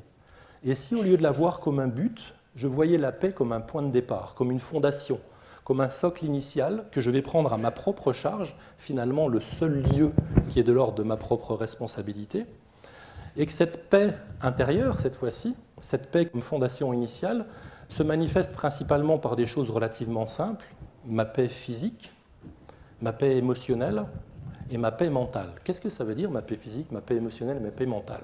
Ça veut dire un exemple très simple. Vous êtes dans une réunion de travail, on est lundi matin, et dans cette première réunion de travail, il y a un petit peu d'opposition, il y a un petit peu de tension. Et vous quittez votre première réunion avec un espèce de passif dans le foie, là, qui est quelque chose que vous n'avez pas réussi à dire, mais qui combine un certain nombre d'émotions. Un peu d'anxiété, parce qu'on vous a mis en cause dans la réunion précédente, un peu de colère, parce que la façon dont on vous a mis en cause est un petit peu humiliante, et puis un petit peu de tension physique, parce que vous ne savez pas trop s'il fallait fuir, s'il fallait combattre. Toujours est-il que vous arrivez à la réunion de l'après-midi avec ce petit stock-là. La paix comme point de départ, la paix comme fondation serait, est-ce que je peux faire cet effort journalier de regarder où j'en suis quand je rentre dans un nouvel acte, quand je rentre dans une nouvelle décision, quand je rentre dans une nouvelle interaction, pour savoir si oui ou non j'ai correctement fait ce travail-là de mon positionnement de départ. Comment ça va quand je me pose la question de comment ça va avant de rentrer en interaction. Et si ce travail se fait, je vais finalement pouvoir commencer à poser la question du comment. C'est-à-dire que cette personne, dans la question du comment, vous allez retrouver chacun en haut de ces cercles les dimensions théoriques et les champs théoriques sur lesquels on s'appuie pour raconter ce que je vous raconte là. Cette personne qui maintenant a fait le choix de ce travail de paix intérieure va pouvoir passer à une mise en acte, va pouvoir se poser la question de quelle est la position juste. Juste ne voulant pas dire vrai, juste ne voulant pas dire j'ai la vérité, juste voulant dire est-ce que dans cette interaction, est-ce que dans cette parole, est-ce que dans cette décision, est-ce que dans cette mission que je suis en train de désigner, je suis à peu près clair avec qui je suis, avec ce que je ressens, avec ce que j'en pense, avec mes intentions en termes de valeur initiale, pour pouvoir m'engager dans quelque chose de juste, juste voulant dire qui pourra s'ajuster. Parce qu'en face de moi, il va y avoir un autre. Il y a un autre gros mot, on a déjà pris plein de gros mots depuis le début de la soirée, mais il y en a un autre qui me plaît beaucoup, que serait celui de la dimension spirituelle. Et si cette spiritualité qu'on pourrait retrouver dans le monde du travail démarrait à cet endroit-là de qui est cet autre qui est en face de moi? Et comment je fais pour rentrer correctement en interrelation avec lui? Le premier niveau de la mise en œuvre, on l'a donc à travers des travaux de la psychologie positive, de la mindfulness que vous avez là, c'est-à-dire de permettre à la personne, au bout du compte, de bien faire ce qu'elle sait faire, parce qu'elle est en sécurité, parce qu'elle est reconnue et que maintenant elle peut rentrer dans une dimension créative. Toutes les questions d'engagement, d'implication, d'autonomie vont être dans cette dimension-là. Je reviendrai sur des éléments concrets juste avant de finir. Si j'ai pu commencer à m'engager, c'est-à-dire si j'ai pu commencer à accepter que l'objet même de la pleine conscience, ça aura été d'ouvrir mon espace de compréhension de ce qui est en train de se passer pour moi dans cette situation, mon espace intérieur, je comprends mieux pourquoi je suis tendu, mais mon espace extérieur, je vois bien que dans ce que me dit l'autre, il y a des choses qui sont justes, sur lesquelles il faut qu'on travaille, et je vois bien que la façon qu'il le dit ne me convient pas, il va falloir que je joue autant de la justesse du propos que de la façon dont c'est fait. Finalement, cette nouvelle ouverture va me donner quelque chose de fondamental dont on a tous besoin, c'est un espace de liberté plus grand. J'ai maintenant un espace de liberté plus important puisque je perçois mieux les choses. Le problème de la liberté, c'est que ça contient la responsabilité. C'est que maintenant que je vois un peu mieux les choses, maintenant que je sais que les propos que tu viens d'avoir m'ont mis en colère, je suis obligé aussi, obligé au sens de je m'oblige à faire quelque chose de cette colère que je ressens vis-à-vis de toi et comment je vais pouvoir la réguler, comment je vais pouvoir la mettre en place. Cette mise en place relationnelle, c'est ce qu'on va retrouver sur la dimension managériale, avec un autre point clé très perturbant parfois pour l'entreprise, qui serait de dire « et si le rôle fondamental du manager, c'était celui de se mettre au service, et pas celui de gagner en pouvoir ?» Et si les étudiants qu'on formait dans des écoles comme celle-ci, plutôt que de leur faire croire que parce qu'ils sont dans des écoles importantes, dans des grandes écoles ou dans des dimensions élitistes, au moment où ils rentrent dans le lieu du travail, ils vont avoir des postes importants, sous-entendu un gros revenu et surtout beaucoup de pouvoir, et que plus ils vont monter en pouvoir, plus ils vont monter en puissance d'agir sur. Et si au lieu de ça, on les ramenait à quelque chose qui me plaît beaucoup, un double mot, ministre et samouraï, qui tous les deux ont la même étymologie, être au service. Le ministre, vous le savez, les grands serviteurs de l'État, même si je ne suis pas très certain qu'ils le sont toujours. Il n'empêche que ministre, ça vient du latin ministère, qui est le serviteur du magistère, et que samouraï, ça vient d'un vieux mot japonais qui était saburo, qui voulait dire être au service. Et qu'on a utilisé ce mot de samouraï pour désigner au XVIe siècle des guerriers à qui on a dit « voulez-vous bien, s'il vous plaît, être au service de la paix? Est-ce que vous voulez tenter de maintenir les choses pour qu'on reste dans ce lieu-là » La deuxième mise en action, elle va donc être à cet endroit-là, ma capacité en tant que manager de comprendre la mise au service, parce que me mettant au service, je vais pouvoir avoir mes rôles fondamentaux dont je parlais tout à l'heure, c'est-à-dire préserver un espace de sécurité, en préservant l'espace de sécurité, pouvoir reconnaître la personne pour l'amener à faire ce qu'elle fait de mieux, c'est-à-dire bien faire ce pourquoi elle a été formée. Un exemple, pour une collègue qui est dans la salle, c'est une dédicace. Qu'est-ce que c'est qu'un outil de contrôle de gestion, nous dit-elle? Elle nous dit un outil de contrôle de gestion, c'est un bon outil qui permet de monitorer correctement les choses. Sauf que si à un moment donné, mon outil de contrôle de gestion, j'en fais un outil de harcèlement, puisque je demande à ma collaboratrice ou à mon collaborateur de passer plus de temps à contrôler que l'outil de contrôle de gestion est bien suivi, si vous voyez ce que je veux dire, je finis par perdre non seulement la compétence de ma collaboratrice ou de mon collaborateur, qui passe plus de temps à contrôler le contrôle, mais je la mets aussi en tension et je lui fais complètement perdre le sens de ce qu'elle fait. Le dernier exemple pour cet endroit-là, ce qui me rapprochera certainement des 2 minutes, je travaille en ce moment pour une entreprise, donc c'est un exemple très récent que je ne maîtrise pas encore très bien. Toujours est-il que dans cette entreprise, le PDG change. L'ancien PDG avait 30 rapporteurs directs au niveau de la finance. Le nouveau PDG dit « c'est hors de question que je garde 30 rapporteurs directs, vous m'embauchez un patron de la finance ». Le président finance, le nouveau arrive, et le nouveau président finance dit « c'est hors de question que j'ai 30 rapporteurs directs, donc je nomme 5 directeurs de finance de division, 1 par continent ». Il se retrouve donc maintenant avec 5 présidents de division finance. Sauf qu'entre-temps, mes rapporteurs directs d'il y a quelques mois qui rapportaient tous au CEO, ils viennent de passer de N-1 à N-3 en un claquement de doigts. Cette entreprise ne voulait pas licencier les rapporteurs directs de la finance. Qu'est-ce qu'elle fait? Elle dit « nous allons vous allouer une prime pour vous prouver qu'on a besoin de vous et qu'on veut vous garder ». Qu'est-ce que c'est qu'une prime? C'est une reconnaissance. À votre avis, que ressent quelqu'un qui vient de passer de N-1 en N-3 en un claquement de doigts? Est-ce qu'il a un besoin de reconnaissance ou est-ce qu'il a un besoin de sécurité? Nous voilà à ce deuxième endroit. Si mon manager est au service, il va pouvoir commencer à penser ses grands besoins, il va pouvoir jouer ses rôles de mise en sécurité, il va pouvoir jouer le rôle de celui qui va dégager des espaces de liberté pour que celui qui fait puisse faire ce qu'il a à faire correctement. Si cette dimension-là est en place, on arrive maintenant au niveau organisationnel, la gouvernance va pouvoir se repenser, et dans les premiers contacts qu'on a eus avec nos partenaires économiques dans la chaire, finalement, un des points qui était très présent, c'était de dire, de la part de nos dirigeants ici présents, c'était de dire nous croyons que le modèle économique sur lequel on est va s'effondrer. Ce modèle d'hyper-compétition, ce modèle de mise en opposition systématique va s'effondrer. Nous avons envie de collaborer avec vous pour voir comment est-ce qu'on peut commencer à repenser des modèles, à repenser un modèle sur le partenariat, à repenser un modèle sur la coopération qui nous permettra d'être tout aussi productifs. Mathieu en a parlé sous différentes conditions tout à l'heure. La psychologie positive nous en parle, l'économie nous en parle. Finalement, les systèmes à coopération sont tout à fait capables de produire des résultats très très efficaces sans nous obliger à nous emmener dans « cet homme est un loup pour l'homme », pour lequel Sénèque disait d'ailleurs l'inverse. Quand il écrivait à Lucilius, il disait « l'homme est sacré pour l'homme », ce qui est une position diamétralement opposée. Oups, moi aussi je vais trop vite. C'était simplement pour vous dire, ben voilà, dans la mise en acte, nous sommes aussi une entité, nous sommes aussi une entreprise, et notre mise en acte se retrouve ici. Vous avez en jaune les grands thèmes qui correspondent à nos 3 grands axes de recherche. Vous avez des entreprises au milieu qui sont des entreprises soit partenaires, soit non partenaires, mais dans lesquelles la Société Générale, Arémon, MMA, ça va se faire, Novartis, c'est en cours, se mettent en place des protocoles et des démarches liées à la pleine conscience, liées à la bienveillance. Vous en avez d'autres dans lesquels se mettent en place des démarches liées à la communication non violente.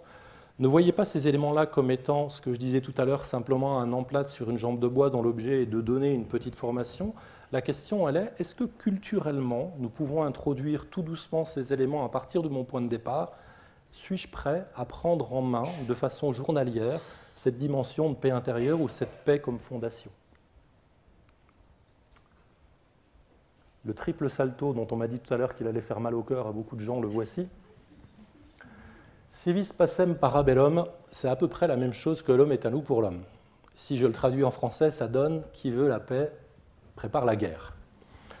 S'il y a un point que j'aimerais vous laisser en tête juste avant de partir, et ça sera ma dernière phrase, c'est celle-ci. Pendant 6 ans, je me suis préparé à la guerre, puisque j'étais pilote de chasse. Mon objet principal, même si je déteste le dire, et qu'à chaque fois que je le dis, j'ai honte, c'était bien de me préparer à tuer.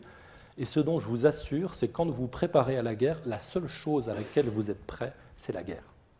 Si vraiment je veux préparer la paix, y compris dans les entreprises, le seul effort que je dois faire, c'est me préparer à la paix. Merci beaucoup.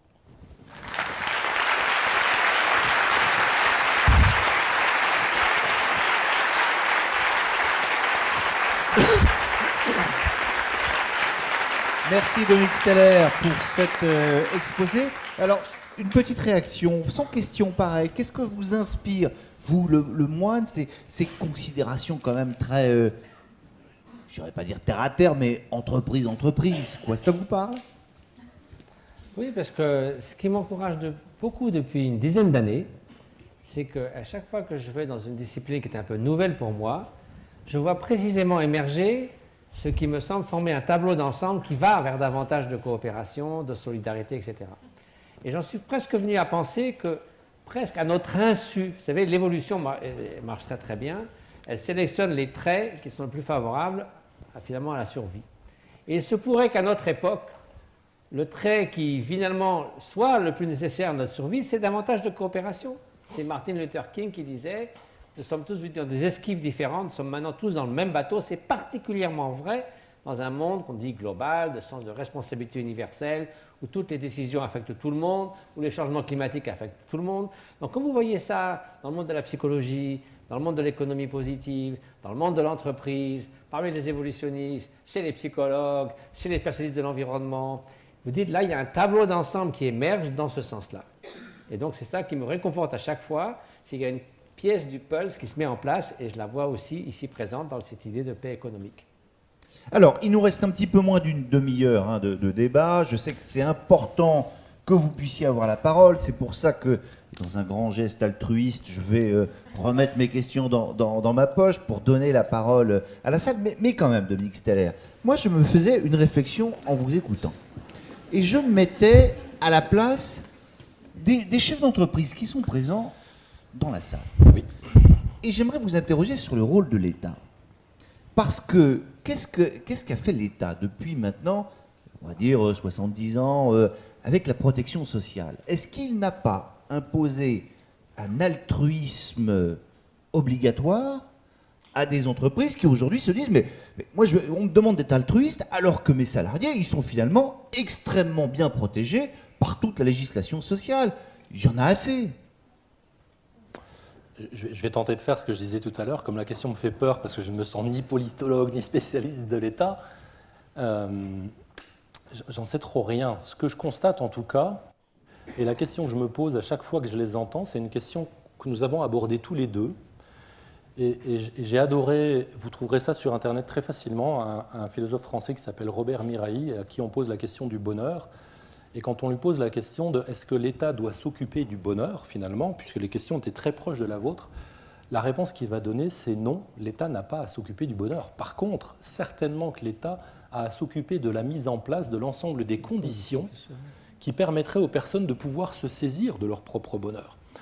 À cette question des lois ou des conditions sociales qui, à un moment donné, finalement, tentent de forcer la chose, c'est très complexe, finalement. J'aimerais pouvoir m'appuyer sur Jacques Uzo, qui est dans la salle, qui tout à l'heure nous disait quelque chose de fort intéressant, c'est peut-on commencer à repenser ces systèmes légaux de façon à ce qu'ils entrent en interaction avec les besoins de l'entreprise, avec les besoins du salarié, sans en faire quelque chose qui soit fondamentalement une imposition des mains, mais en même temps en gardant peut-être bien cette idée à un moment donné de punition altruiste, c'est-à-dire de régulateur dont l'État devrait jouer le rôle pour que ces conditions puissent se mettre en place. Donc vous reposez la question finalement. Parce que c'est pour ça que je prenais... C'était vraiment une très bonne question. C'est pour ça que je prenais beaucoup de précautions de départ en disant est-ce que ce ne serait pas ça son rôle? Allez, on va prendre des questions dans la salle parce que je suis sûr qu'il y en a. Alors attendez, je vais vous expliquer comment ça va se passer là maintenant. Je dis, il y a des questions dans la salle. Alors tout le monde se regarde un peu en disant qui va poser la première question. Puis vous allez voir que dans 10 minutes, au bout de 3-4 questions, il y aura 50 mains qui seront levées en permanence et on ne pourra pas répondre à tout le monde. Donc qu'il y en ait un qui soit courageux, en général d'ailleurs c'est souvent une femme, et qui pose la première question. Voilà, d'ailleurs j'ai raison. Bravo madame, posez votre question. C'est monsieur, hein, c'est pour ça.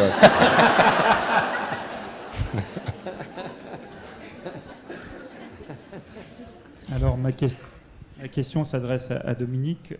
Quand on fait un jeu en entreprise de coopération, on s'aperçoit qu'on a de bien meilleurs résultats quand les gens ne se connaissent pas que quand ils se connaissent. C'est-à-dire que quand il n'y a pas de tension, de passif, derrière ce jeu, ça se passe beaucoup mieux. Dans votre chaire, nous on y travaille tous les jours dans les entreprises à recréer de la révision de relations, c'est-à-dire quand est-ce que les gens font amènent leur relation de coopération avec leurs partenaires en révision. Je voudrais savoir quelles bonnes pratiques au sein de la chaire vous avez identifiées pour amener les gens à faire la révision de leurs relations de coopération au sein des entreprises. Je ne suis pas sûr d'avoir entendu la révision. La révision des relations, c'est-à-dire se poser ensemble, non pas sur quels sont les processus, etc., comment on travaille ensemble, mais quelles sont les attentes de chacun dans la relation, et de faire, comme on fait une révision de voiture, une révision de la relation de travail. Alors c'est ce qui s'appelle une question pointue. Pointu. Technique. Voilà. Mathieu Ricard, un petit mot? Non, non, pas là-dessus.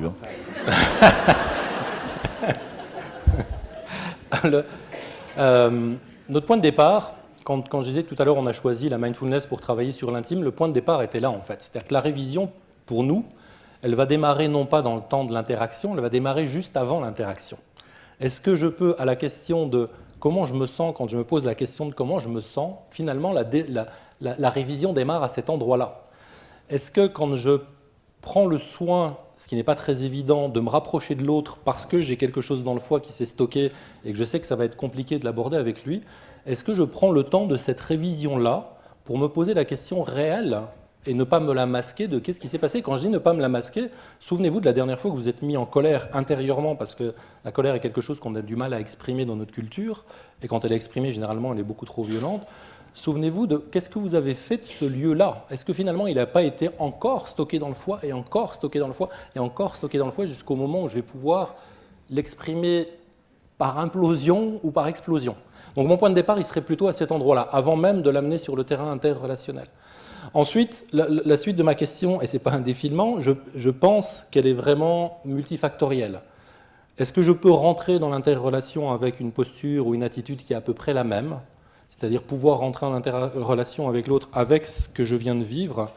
Cet après-midi, on parlait des émotions, qui est quelque chose de très très difficile à aborder dans le monde du travail, avec une croyance très forte qui est qu'il ne vaut mieux pas en parler du tout, comme si ça n'existait pas, sauf que comme notre être est avant tout un être émotionnel avant d'être un être rationnel, si je n'en fais rien et si je les laisse de côté ou si je finis par croire que je peux les laisser de côté, y compris avec cette idée que je sépare complètement ce qui est de l'ordre du travail et ce qui est de l'ordre de l'extérieur du travail, tout ce que je vais faire, c'est de créer du stock, ce que je viens d'appeler du stock dans le foie, qui tôt ou tard va jouer son rôle, soit en implosion, soit en explosion. Donc le comment on fait nous, c'est de dire, peut-on faire un premier travail sur l'intime, parce que c'est le lieu sur lequel on va avoir l'action la plus directe, la plus contrôlée, je ne sais pas si elle sera plus efficace, puisque finalement, la seule chose que je vais pouvoir faire avec l'autre, c'est de lui donner, c'est de lui offrir cet élément-là.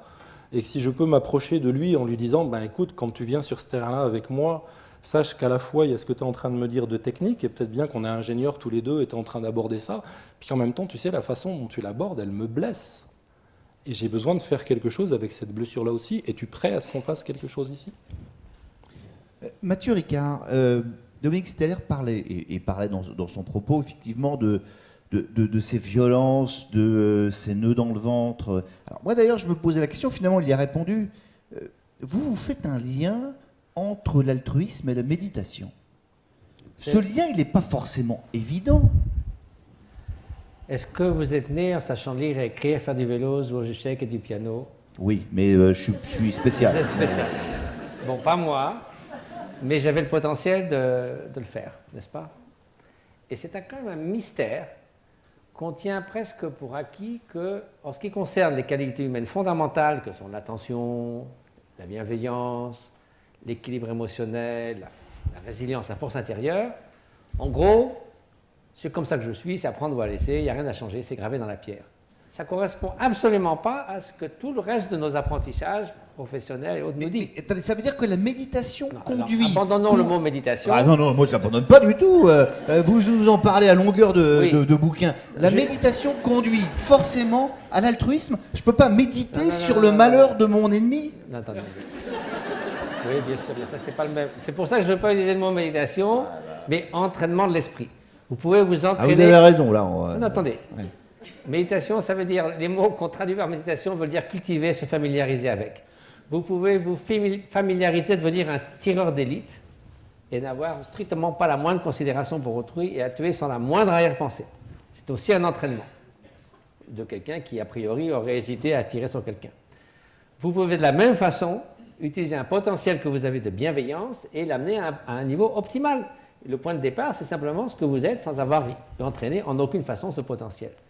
Donc, il est évident que toutes les capacités humaines, qu'elles soient pour le bien ou pour le mal, d'où l'importance de la motivation, parce qu'un outil un marteau sert à détruire ou à construire, l'intelligence peut servir aussi à faire le plus grand bien et le plus grand mal, tout dépend de la motivation. Donc l'entraînement, si c'est vers la bienveillance, c'est pour une meilleure relation humaine, c'est le double accomplissement du bien d'autrui et du vôtre, et donc de cette façon-là, c'est un entraînement, ça procède de l'entraînement de l'esprit, dans ce que vous appelez la méditation.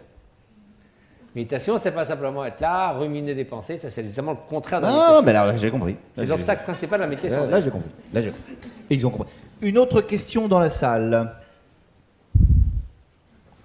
Vers le haut, là-bas. Ah, encore une dame.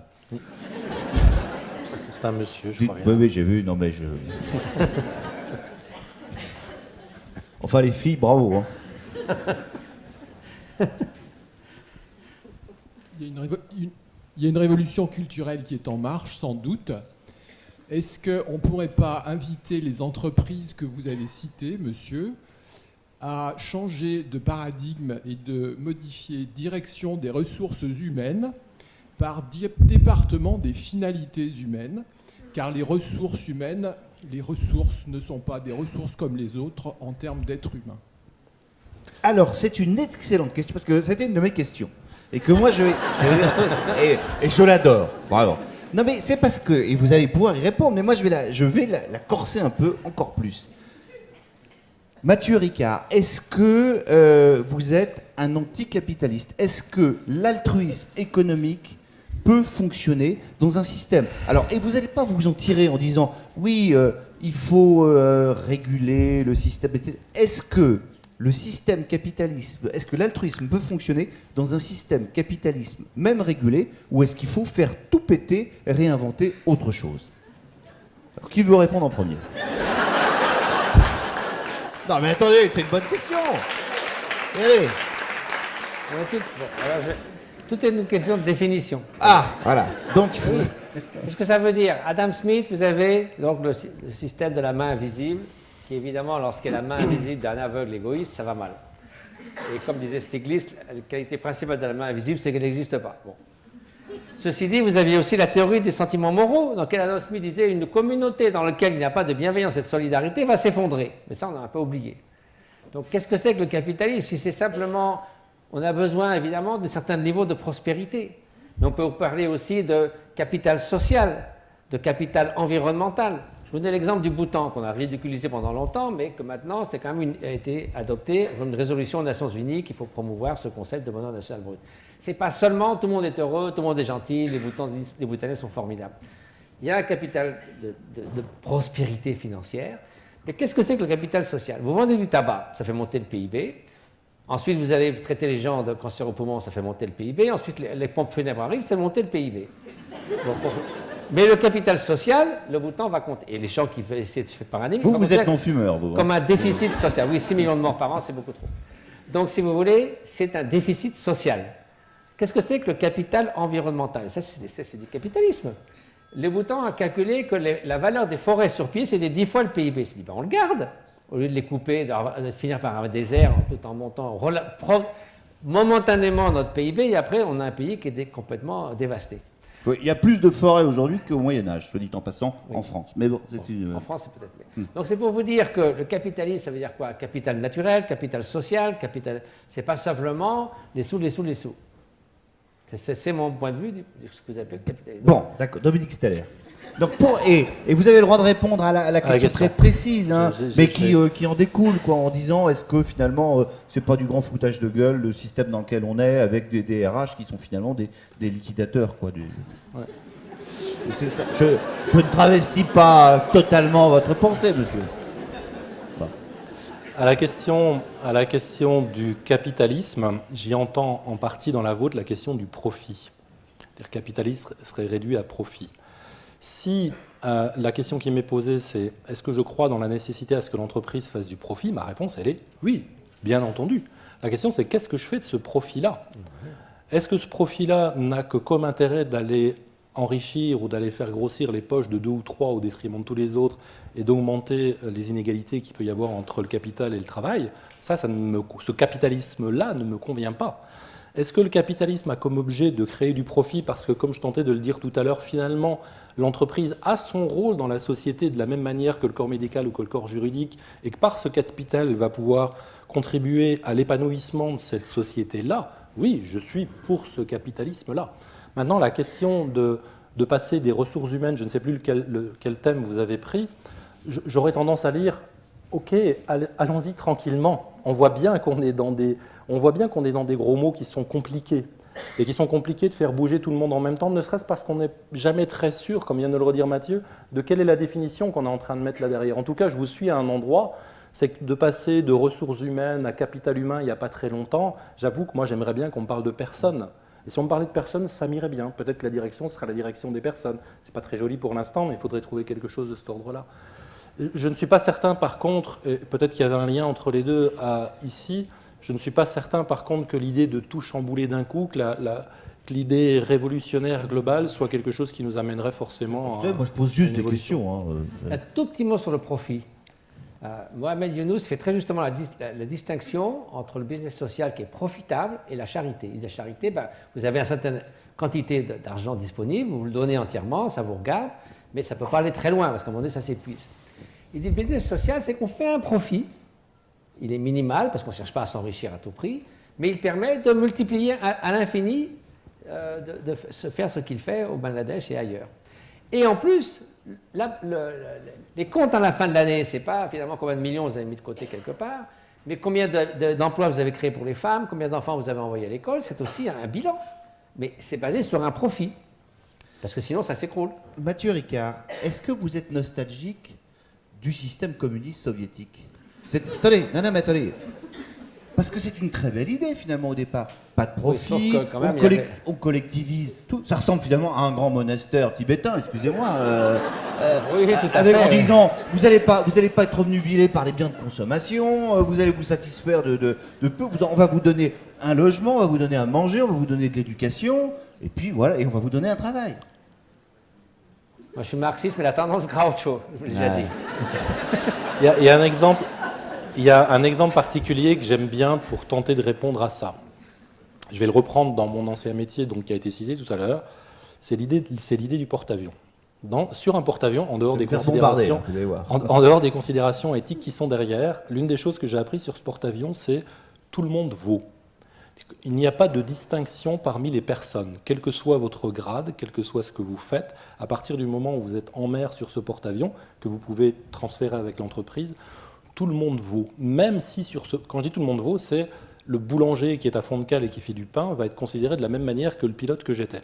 Pour une raison fondamentale, c'est que ce microcosme qui est le porte-avions, si je me mets à avoir une mauvaise considération pour l'un de ces acteurs, quel que soit le niveau, en mer depuis 5 mois avec des conditions difficiles, si la reconnaissance, si la bienveillance, si la façon dont chacune de ces personnes sont traitées n'est pas à peu près égale, pour ne pas dire égalitaire, le système ne va pas tenir.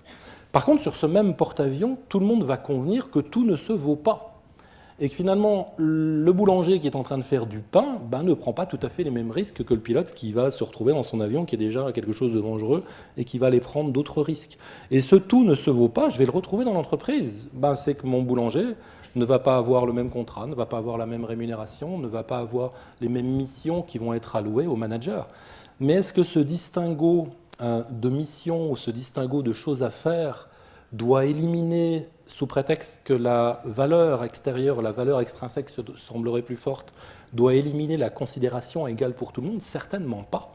Et que dans les entreprises, que je remerciais tout à l'heure parce qu'elles font partie de cette chaire-là, et c'est grâce à elles qu'on a pu exister aussi, finalement, c'est cet endroit-là qui importe. C'est comment je peux offrir le même droit à la liberté d'expression, le même droit à l'opposition à l'intérieur de l'entreprise, quel que soit votre niveau, comment je vais vous reconnaître le même droit à la bienveillance et le même droit à la reconnaissance, sans que pour autant, de façon très très concrète, les traitements soient les mêmes, parce que les missions ne sont pas les mêmes. Je veux venir sur Karl quand même, parce qu'il n'y a pas Groucho dans le marxisme. C'est vrai que quand on voit un système, Staline 50 millions de morts, Mao 50 millions de morts, il y a quelque chose qui cloche. comme disait mon père, Jean-François Revel, le principe d'un État totalitaire, c'est qu'ils vous disent précisément, on sait comment vous rendre heureux, vous n'avez qu'à faire ce qu'on vous dit. Le problème, si vous n'êtes pas d'accord, on a le regret de devoir vous éliminer. Donc il y a quelque chose qui cloche fondamentalement cet élément de violence. Donc c'est pour ça qu'on ne peut pas imposer top-down ni le bonheur, ni l'altruisme, mais donner les conditions nécessaires. Et ça vient... Alors j'ai parlé pas mal des changements personnels. Je n'ai pas le temps de parler des changements de société. Ce qui est fascinant dans une branche nouvelle un peu depuis une trentaine d'années de l'évolution, c'est l'évolution des cultures. L'évolution des cultures vont plus vite que les gènes. Pour avoir un gène altruiste, il faut 50 000 ans, ce sera trop tard pour l'environnement. Par contre, les cultures changent. L'attitude vis-à-vis de la guerre par rapport au début de la Première Guerre mondiale, tout le monde partait en chantant, on bénissait les canons. C'est plus du tout la même chose. La guerre n'est plus le creuset des civilisations. C'est une abomination, à part quelques fous furieux. En gros, on est contre. En gros, on est contre dans le monde. J'aimerais que vous ayez vraiment raison, mais enfin... Les cultures peuvent changer. Et les modèles montrent que si on doit aller vers une société plus coopérante, parce que c'est une question de survie, ces cultures peuvent changer. Donc, à partir du moment où il y a une masse critique d'individus, c'est comme l'abolition de l'esclavage. Au début, ils étaient 10 en 1789 en Angleterre. On les a pris pour des fous. On a dit économiquement, de toute façon, sans l'esclavage, on est foutu. Mais 10 ans après, l'esclavage était aboli. Donc, à un moment donné, il y a une masse critique d'idées qui changent, après les cultures changent. Et c'est dans ce sens-là qu'il y a une articulation entre la transformation personnelle que peut amener la pleine conscience, la bienveillance, et les changements de société, où à un moment donné, les valeurs prédominantes vont se transformer. Une autre question dans la salle. Une dame, enfin.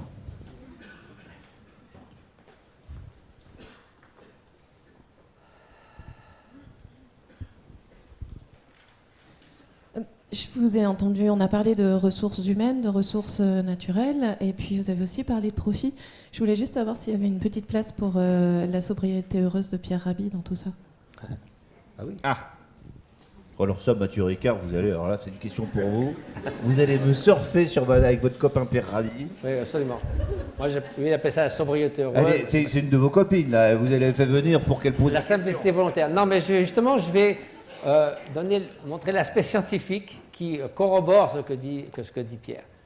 Il y a un psychologue qui s'appelle Tim Kasser, qui n'est pas un moraliste, qui n'est pas un économiste, qui a étudié la société de consommation. Aux États-Unis, évidemment, il y a une forte tendance à la société de consommation. Il a pris 10 000 personnes, il les a suivies pour 20 ans. Et il a étudié les 25% qui étaient le plus portés à la consommation. C'est-à-dire quand ils ne se sentaient pas bien, ils allaient acheter le maximum de trucs, ils disaient ça va aller mieux. Et aussi ce qu'ils appelaient les valeurs extrinsèques. C'est-à-dire j'ai une belle bagnole, j'ai une meilleure maison que le voisin, etc. J'ai des vêtements, ceci dit, comme des chaussures impeccables. Oui, moi je trouve que c'est les chaussures qui clochent. Le reste, j'aime, je trouve ça... Et alors là, enfin bon, voilà, mais ça nous regarde. Toujours est-il, donc il a étudié mais Pierre Rabhi a les mêmes. Hein. Et les 25% qui s'intéressent davantage aux valeurs intrinsèques, la relation humaine, etc., et pas tellement... Et il a étudié avec quel facteur, autre facteur, c'était corrélé. Il s'est aperçu que les 25% qui étaient le plus portés, qu'on pourrait dire matérialisme, consommation, valeurs extrinsèques, c'était des gens qui poursuivaient un bonheur hédonique et qui ne le trouvaient pas, ce bonheur. Si vous voulez, l'idée d'une succession ininterrompue de sensations plaisantes, c'est une recette d'épuisement, pas de satisfaction. Donc ils n'arrivaient pas vraiment à être heureux, ils étaient en moins bonne santé, ils avaient des relations professionnelles et sociales, mais moins d'amis véritables, ils étaient plus obsédés par la mort, c'est curieux, et en gros, si vous voulez, c'est le contraire pour les autres. Et donc il s'est dit, moi je ne suis pas un moraliste, mais si vous voulez être heureux, avoir des amis, être en bonne santé, etc., sachez que ce n'est pas en plaçant toutes vos valeurs sur la société de consommation. Donc l'idée, toujours en ayant plus évidemment, ça ne tient pas la route, si vous voulez. Donc en gros, la simplicité heureuse, ce n'est pas se priver de tout, de jamais plus manger de glace à la framboise, d'être là au fond d'une grotte. C'est simplement savoir se contenter. Et il y a un proverbe tibétain qui dit « Le contentement, c'est tenir un trésor dans le creux de sa main. » Parce que celui qui a un et qui veut toujours deux, ben, il n'est jamais satisfait. Oui, bon, enfin ça, Dominique Steller, ça fait pas les ça affaires. Marche pas avec, ça fait pas les affaires avec l'école de Chicago. De nos chefs. Et même avec l'école de Grenoble. Hein. Ah ben. Je vais prendre un exemple qui nous a été cité cet après-midi à la question qu'on posait à nos partenaires de nous donner, d'enrichir un peu l'exemple des bases de données qu'on avait de comportements qui pourraient aller dans ce sens-là. L'un d'entre eux nous a dit, en fait, l'un des comportements que je tente de mettre en place quand j'ai un fournisseur qui me facture quelque chose et que je trouve que cette facturation n'est pas au bon niveau, c'est de pouvoir dire à mon fournisseur, en fait, votre prestation n'est pas au bon niveau, votre prix est trop bas. Oui, j'aime bien vos sourcils qui montent, parce que c'est exactement de cet endroit-là sur lequel on essaye de bouger. L'objet, tout à l'heure, quand j'ai dit l'entreprise a besoin de faire du profit, et je le redis, parce qu'aujourd'hui, en tout cas, le seul système qu'on a et qui tient encore, contrairement au communisme, c'est comme ça qu'on l'a construit. Est-ce qu'on peut en imaginer un autre? Pourquoi pas? Maintenant, ce système qui crée du profit, il peut très bien créer du profit avec un ensemble de points qu'on a abordés tous les deux dans la présentation, c'est-à-dire de se rendre compte que dans ce lieu de travail, je peux faire prévaloir le don. On a parlé de charité, je ne sais plus maintenant si c'était ici ou dans l'après-midi, mais la charité, dès qu'on en a parlé, on l'a parlé d'un point de vue financier. Mais qu'en est-il finalement du manager qui est capable d'allouer du temps, qui est capable d'allouer de l'écoute, qui est capable de reconnaître, qui est capable d'accompagner, qui est capable de dire bonjour? Tous ces temps-là sont des temps qui sont très très proches finalement de ce que vous appelez la sobriété heureuse. Simplement, le lieu sur lequel moi je m'appuie avec ce costume-là, c'est de dire le véhicule que j'ai choisi pour pouvoir aider la société à fonctionner sur ce mode-là, c'est le véhicule économique.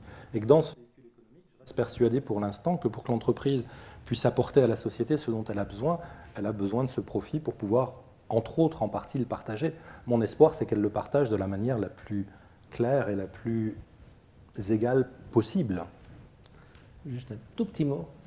L'harmonie durable, dont je me souviens que je n'ai pas eu le temps vraiment d'expliquer, c'est l'idée aussi que nous pouvons très bien avoir une croissance qualitative. Et que la croissance n'est pas nécessairement uniquement quantitative, parce qu'à un moment donné, on ne peut pas avoir une exploitation en augmentation incessante des ressources d'une planète qui est par nature limitée. Donc ça, c'est déjà la conclusion est déjà claire d'avance. Donc il faut faire mieux avec moins et savoir avoir une autre façon d'augmenter la qualité de vie et pas seulement la quantité des choses qu'on utilise. De toute façon, c'est une obligation, on ne peut pas faire autrement avec les ressources limitées dont on dispose. Il y a un point, si je peux revenir, parce que ça va rebondir à cet endroit-là. Tout à l'heure, quand j'ai démarré en parlant de ce paradigme qui est derrière l'homme est un loup pour l'homme, qui est un paradigme anthropologique très fort chez nous, qui semble dire l'homme s'est redressé parce que c'était un combattant, c'est ce qui a dégagé son cerveau, dégagé son épaule, il a pu commencer à jeter des cailloux, ensuite à acheter des lances. Conclusion, nous sommes des combattants, ce qui pour un manager arrange bien les sauges, parce que c'est viril, un combattant et un guerrier.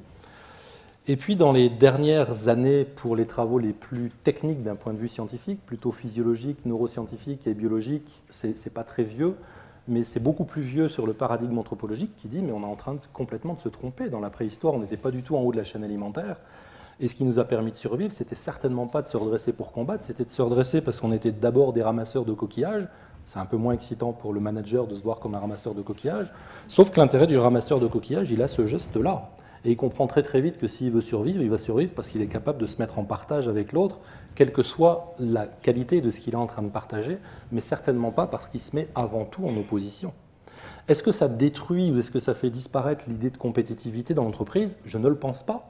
Parce que cette dimension de compétitivité, si elle reste à cette place, c'est-à-dire cette saine émulation que les anglo-saxons ont tenté de nous apporter par les sports au XVIIe et XVIIIe siècle, elle permet effectivement quelque chose, tout à l'heure je prenais cet exemple de la concurrence saine, elle permet quelque chose qui va être grandissant, qui une fois de plus va permettre un épanouissement particulier. Mais on va rentrer là dans vraiment ces jeux d'ajustement, d'arrêter de considérer que les choses sont blanches et noires, bonnes ou mauvaises, mais de me rendre compte que dans ces endroits-là, j'ai besoin de gens solides qui vont être capables de garder un discernement suffisant pour que ce bonheur, j'essaie de le prendre à l'envers, puisse rester sobre dans un endroit. Je me permets un point particulier. À Davos cette année, je l'évoquais tout à l'heure, dans l'après-midi, des économistes se posaient la question de la croissance et des inégalités sociales. Et je bondissais dans ma voiture quand j'ai entendu les premiers dire, en fait, c'est très bien qu'il y ait des inégalités sociales, ça permet de garder un certain taux de croissance. Ce qui était assez intéressant à entendre. Dans la seconde qui suit, j'entends parler l'autre groupe qui était censé être en face, que je ne voyais pas puisqu'on était à la radio, et cet autre groupe dit non, en fait, c'est pas bien, les inégalités, c'est gênant pour la croissance, il faut travailler sur les inégalités. Pendant quelques secondes, je me suis dit, ah, enfin. Mais quelques secondes seulement, puisque dans la foulée, j'ai compris que cet autre jeu économique n'était pas en train de parler des braves gens et de la réduction des inégalités, était juste en train de voir un paramètre mathématique qui était l'inégalité, les uns disant si je la conserve, je perds la croissance, les autres disant si je la fais diminuer, je perds la croissance. Mais là derrière, personne ne posait la question de la dimension heureuse de la sobriété. Donc je vous rejoins en tout cas à cet endroit-là. Oui, parce que les hommes, quand ils se sont redressés, Alors, vous n'avez pas de micro, ce qui vous empêche de parler. On ne va pas vous en donner parce que on arrive au terme de nos débats. Et vous savez à quoi on reconnaît un bon débat? C'est quand on en sort frustré. C'est-à-dire qu'on a rien envie de dire. Et la dernière question, en plus, je me la garde pour moi. Alors, Et vous allez voir qu'elle va vous plaire parce que je vous écoute parler de valeurs, d'humanisme, d'altruisme. Est-ce que, et je rebondissais à ça en entendant la mort de François Michelin, est-ce que vous n'êtes pas tout simplement en train de vouloir remettre du religieux dans l'entreprise? Tout à l'heure, j'ai tenté de toucher un endroit qui était assez intéressant, pas facile en France, qui était cette dimension spirituelle. Je vais la garder là où je l'ai abordée tout à l'heure. Et finalement, on la touche en parlant d'altruisme. C'est-à-dire, me poser la question du spirituel, pour moi, c'est commencer à me poser la question de qui est cet autre en face de moi. Et comment je fais pour rentrer correctement en interaction avec cette autre personne-là. Si je décale un tout petit peu le propos du spirituel, quand on écoute les anthropologues et quand on écoute le moment où ils désignent cet instant dans lequel on va dire « tiens, nous ne sommes plus chez des hominidés, mais nous passons chez des êtres humains », finalement, c'est cette dimension de considération de l'autre qui est prise en compte, principalement à travers le fait de commencer à enterrer ses morts. Pour moi, cette dimension spirituelle, elle va vraiment dans ce lieu qui est quand est-ce que je commence à considérer au-delà de mes propres besoins quotidiens, journaliers, concrets. Dans la rencontre, dans l'entreprise, si je garde la spiritualité à cet endroit-là, bien entendu que je fais partie des gens qui considèrent que tous ici présents, nous avons des envies, des besoins de considérer l'autre, de voir comment je peux passer du soin de moi, que je n'ai pas exclu, au souci de l'autre. Et dans cette dimension, je vois une dimension spirituelle. Si dans religieux, vous y mettez une partie de l'étymologie qui est mettre en lien, relier, je pourrais presque dire oui, mais je ne vais pas rentrer à cet endroit-là, parce que dans mon propos, il n'y avait rien qui disait « rentrons la religion dans l'entreprise ». Mathieu Ricard, on ne dira pas que je ne vous ai pas mis sur un boulevard pour la conclusion, quand même. Est-ce qu'il Oui, faut mais là, mettre vous allez être surpris, parce que moi, Oui, parce que mais... vous êtes journaliste. Oh, Bon, mais d'abord, vous êtes un être humain. Moi, je trouve que je suis moine bouddhiste, c'est comme ça, c'est mon job. Mais je suis d'abord un être humain, et c'est à ce titre que je suis ici parmi vous. Et j'ai le droit d'avoir des idées sans être étiqueté que l'altruisme c'est bouddhisme, etc., etc. Donc, je partage l'opinion du Dalai Lama que du fait que la moitié des êtres humains, finalement, n'agissent pas sur des idéaux religieux ou autres, mais que les valeurs de l'altruisme et de la compassion sont fondamentales à tous les êtres humains, et que si donc on essaie de lier les uns aux autres, on est mal parti pour promouvoir l'altruisme. Donc l'idée d'une éthique séculière qui n'est pas contre les religions, mais qui est indépendante des religions, et qui consiste simplement à promouvoir les valeurs humaines fondamentales, qui sont aussi bien fondamentales pour ceux qui sont agnostiques ou athées, que pour ceux qui poursuivent une voie spirituelle. Ça les regarde, c'est leur job, mais nous sommes d'abord des êtres humains. eh bien, ce sera notre mot de la fin.